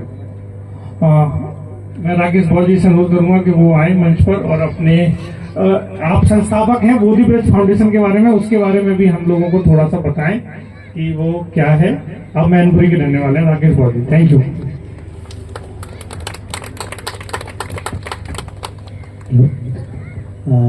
तथागत सम्यक संबुद्ध को नमन करते हुए, बाबा साहब के चरणों में अपने सिर को अर्पित करते हुए, पूज्य भिक्षु संघ को प्रणाम करते हुए, आज के सभी अतिथियों का अभिवादन करते हुए, सभी आए हुए गेस्ट लोग, हमारे भाई बहन, स्टूडेंट्स, सभी का मेरी तरफ से बहुत बहुत प्यार भरा अभिवादन। आज का ये जो इवेंट है, वाकई मुझे ऐसा प्रतीत हो रहा है कि ऐतिहासिक है और निश्चित रूप से ये आगे चल के एक ऐतिहासिक ही बनने वाला है। जहां पर जो मैं देख पा रहा हूं, ज्ञान हो, टेक्नोलॉजी हो और ताकत हो, मुझे लगता है यहाँ तीनों चीजें अभी अवेलेबल हैं। क्योंकि मैंने अभी देखा प्रोफेसर साहब हैं, ज्ञान के भंडार हैं। हमारे धर्मेंद्र जी टेक्नोलॉजी में हैं, इनके साथ काफी टीम होगी, मैं पर्टिकुलर इनका नाम ले रहा हूं, लेकिन मेरा अभिप्राय टीम से है। बाकी जो सहयोगी लोग हैं वो हमारी ताकत है। तो जहां पर ये तीनों चीजें हों, ऐसे में किसी मिशन को कोई कैसे रोक सकता है। अपने विद्यार्थियों के लिए मैं छोटी सी बात बताना चाहता हूं, अपनी एक बात शेयर करना चाहता हूं। जो भी विद्यार्थी हमारे पढ़ाई कर रहे हैं, थोड़ा सा अटेंशन करें। एक बार मेरे कमरे में कुछ बदबू आने लगी, तो मैंने कमरे को बहुत अच्छे से साफ कराया और अगरबत्ती जला करके मैं फ्रेश नहाने के बाद कहीं चला गया और लौट के जब आया तो वही बदबू फिर से मेरे कमरे में आ रही थी। क्या कोई बता सकता है ऐसा क्यों हुआ? कोई बता सकता है? एक्चुअली ऐसा इसलिए हुआ था, मेरी अलमारी के नीचे एक चूहा सड़ रहा था। मैंने झाड़ू लगाया, बेडशीट साफ की, सेंट डाला, अगरबत्ती डाला, लेकिन क्या हुआ, मैंने मेन जो कॉज है उसका, उस पर मैं नहीं गया। आज इस समाज का ये जो हाल है वो क्यों है, इसकी जड़ पर आज जो हमारी इस टीम ने, इस ग्रुप ने उस कॉज को पकड़ा और उस चूहे को निकाल करके बाहर फेंकने का इन्होंने काम शुरू कर दिया। तो निश्चित रूप से आप भी अपने जीवन में इस चीज को धारण कीजिए कि हमारे जीवन में प्रॉब्लम कहां है, उसका सोर्स कहां है। मैं कितना भी अगरबत्ती लगाऊं, कितना भी स्प्रे करूं, लेकिन वो स्मेल जाने वाली नहीं थी। तो इस टीम को बहुत बहुत मैं धन्यवाद देता हूं और अपनी सारी ऊर्जा इनके साथ शेयर करता हूं ताकि ये मिशन दिनों दिन आगे बढ़े। मैं आप लोगों से एक गुजारिश भी करूंगा, सारे लोगों से। हम लोग अक्सर ये कहा करते हैं कि बाबा साहब के मिशन को हम पूरा कर रहे हैं। मुझे थोड़ा सा कभी कभी इस बात में पर्सनली चुभन सी लगती है कि ऐसा मैं क्यों बोल रहा हूं। अगर हम बाबा साहब के मिशन को पूरा करने में, उनके सपनों को पूरा करने में लगे हुए हैं, इसका अर्थ यह है कि बाबा साहब का भी सपना पूरा नहीं हुआ। तो इसका अभिप्राय ये है, हम आज भी उसी समय, उसी जमाने में जी रहे हैं जब बाबा साहब के समय जो जमाना हुआ करता था। तो फिर हम लोग यहाँ बैठे क्या कर रहे हैं? हमको ये राइट किसने दिया? हम नौकरी में हैं, बिजनेस में हैं। बाबा साहब अपना सपना पूरा करके गए थे, बस मुझे उस सपने को जो उन्होंने इंफ्रास्ट्रक्चर खड़ा कर दिया है उसको मेंटेन करने का और बढ़ाने का काम करना है। मैं बाबा साहब पर एहसान नहीं कर सकता, वो इतना एहसान कर गए कि 1000 भी जन्म लेना हम, तो मुझे नहीं लगता कि हम उनके पूरे कर पाएंगे। आज जो मैंने इस ऑर्गेनाइजेशन के बारे में जो चीजें समझी, मुझे बड़ी खुशी हुई और मैं धन्यवाद बीच में नवीन जी को दूंगा जो उन्होंने मुझे यहाँ बुलाया और इतने अच्छे माहौल में मुझे अपनी कुछ बात शेयर करने का मौका मिला। भविष्य में, आने वाले समय में हमारा पूरा ये प्रयास होगा कि इस मिशन में मैं जहां से भी आपकी मदद कर सकता हूं, दुनिया का किसी भी देश से, क्योंकि मेरा एक छोटा सा परिचय अलग है, वो अलग बात है, उसको रहने दें। दुनिया के किसी भी कोने से मुझे जो मदद मिलेगी इस मिशन के लिए, मैं निश्चित रूप से उसको कहीं न कहीं से लाऊंगा। विद्यार्थी लोगों से मेरा विशेष अनुरोध है, आप इस बात को समझिए, ये हम लोग जो यहाँ आए हुए हैं, हम लोग जो आपके लिए इतना सोच रहे हैं, विचार कर रहे हैं, ये आपके लिए है। तो आपको इसका उपयोग कैसे करना है, इसके बारे में आपको बहुत गहराई से सोचना पड़ेगा।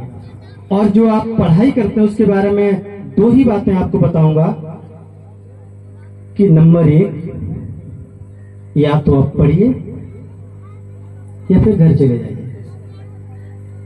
यहां जो लोग सहयोग करते हैं, आप उम्मीद नहीं कर सकते हैं वो कितनी खुशी से, कितनी उम्मीद से वो सहयोग करते हैं। आप उनका सहयोग व्यर्थ कर देते हैं। आपका पढ़ने का मन नहीं, कोई बात नहीं, कोई दूसरा काम देखिए। आपका जिसमें मन लगता है, आपका बिजनेस करने मन लगता है, कोई बात नहीं, आप बिजनेस को सीखिए। जैसा सर ने बोला था, शायद धर्मेंद्र जी ने, बहुत अच्छी बात है। लेकिन आप रह करके पढ़ाई भी नहीं कर रहे हैं तो ये गलत बात है। इस दुनिया में मुझे नहीं लगता ऐसा कोई काम है जिसे कोई व्यक्ति नहीं कर सकता है। असफल व्यक्ति इसलिए होता है क्योंकि उस काम को पूरी ईमानदारी के साथ नहीं किया गया है। अगर आप ईमानदारी के साथ उस काम को करते हैं, निश्चित रूप से आपकी सफलता को कोई नहीं रोक सकता है। जैसा कि अभी मैंने देखा, 18 स्टूडेंट का सिलेक्शन मामूली बात नहीं है, और ये एक तो शुरुआत है। शुरुआत में जब इतना है तो आगे कितना होगा। तो आप सबको इस बारे में विचार करना है और हर स्टूडेंट को ये तय करना है कि मुझे बनना क्या है। दूसरा आपका टारगेट यह है कि वो बनना क्या है। आप पुलिस में जाना चाहते हैं, आप डॉक्टरी की पढ़ाई करेंगे तो सबका नुकसान कर रहे हैं आप, और धोखा अपने आप को दे रहे हैं। तो महत्वपूर्ण बात है, ये टारगेट बनाइए कि मुझे ये बनना है। उसके बाद आपका जो भी स्टाफ है, टीचर, उसके साथ अपनी बात को शेयर कीजिए। उसके बाद उस प्रोजेक्ट पे आप काम शुरू करिए, उसकी पढ़ाई शुरू कीजिए। दुनिया में लोग जो आगे बढ़ रहे हैं वो ऐसा कहते हैं ना कि उसकी वजह से बढ़ गया। ऐसा नहीं होता, वो खुद अपनी वजह से बढ़ते हैं। हम या आप यहां बैठे हुए सारे लोग आपको सपोर्ट कर रहे हैं, आपको मदद देने वाले हैं, आपको धक्का लगाने वाले हैं। चलना आपको ही पड़ेगा। नेक्स्ट, आपको टाइम मैनेजमेंट का अपना एक नोट बताना पड़ेगा। दुनिया में अगर सबसे महत्वपूर्ण है आगे बढ़ने के लिए टाइम, अगर आपने अपने टाइम को अच्छे से मैनेज कर लिया आप लिखिए, शाम को आदत डालिए, आज मैंने इस टाइम में क्या किया, इस टाइम में क्या किया। अब टाइम मैनेजमेंट की एक बुक बनाएंगे तो निश्चित रूप से आप अपने टाइम को बर्बाद करने से अपने आप को रोक पाएंगे। आपको एक बात पता है, इस संसार में सभी लोगों को सबसे ज्यादा पसंद क्या है? जिस काम को करने में बहुत मजा आता है, वहां से हटना नहीं चाहते हैं, वो है गपशप। बहुत मजा आता है, गपशप करने बैठ जाओ तो कब 2 घंटे पता निकल जाएंगे पता नहीं चलेगा। अब मोबाइल सबके पास होगा ही निश्चित रूप से, वो उंगली चलते चलते पता ही नहीं चलता है कि अगर उंगली को नापा जाए कितनी चलेगी, मुझे लगता है कि अमेरिका भी पहुंच गई होगी। लेकिन फाइनली आपको मिला क्या उससे? आप तो वहीं के वहीं टूटी खटिया पे बैठे हुए पाए गए। तो यहां इस चीज से आप बचें। Thank you. तो मेरा टाइम तो नहीं पूरा हुआ मेरे शब्दों का टाइम भी ब्रेक करना पड़ेगा। तो बहुत बहुत धन्यवाद। मेरा ये जो संदेश था मुख्य रूप से स्टूडेंट के लिए और इस ऑर्गेनाइजेशन के लिए, वो मैंने आपको दिया। चलिए, फाउंडेशन हमारा मुख्य रूप से 3 में काम करता है। सबसे पहले हेल्थ, उसके बाद यूथ स्किल पर, और थर्ड है एनवायरनमेंट पर। तो हम दुनिया के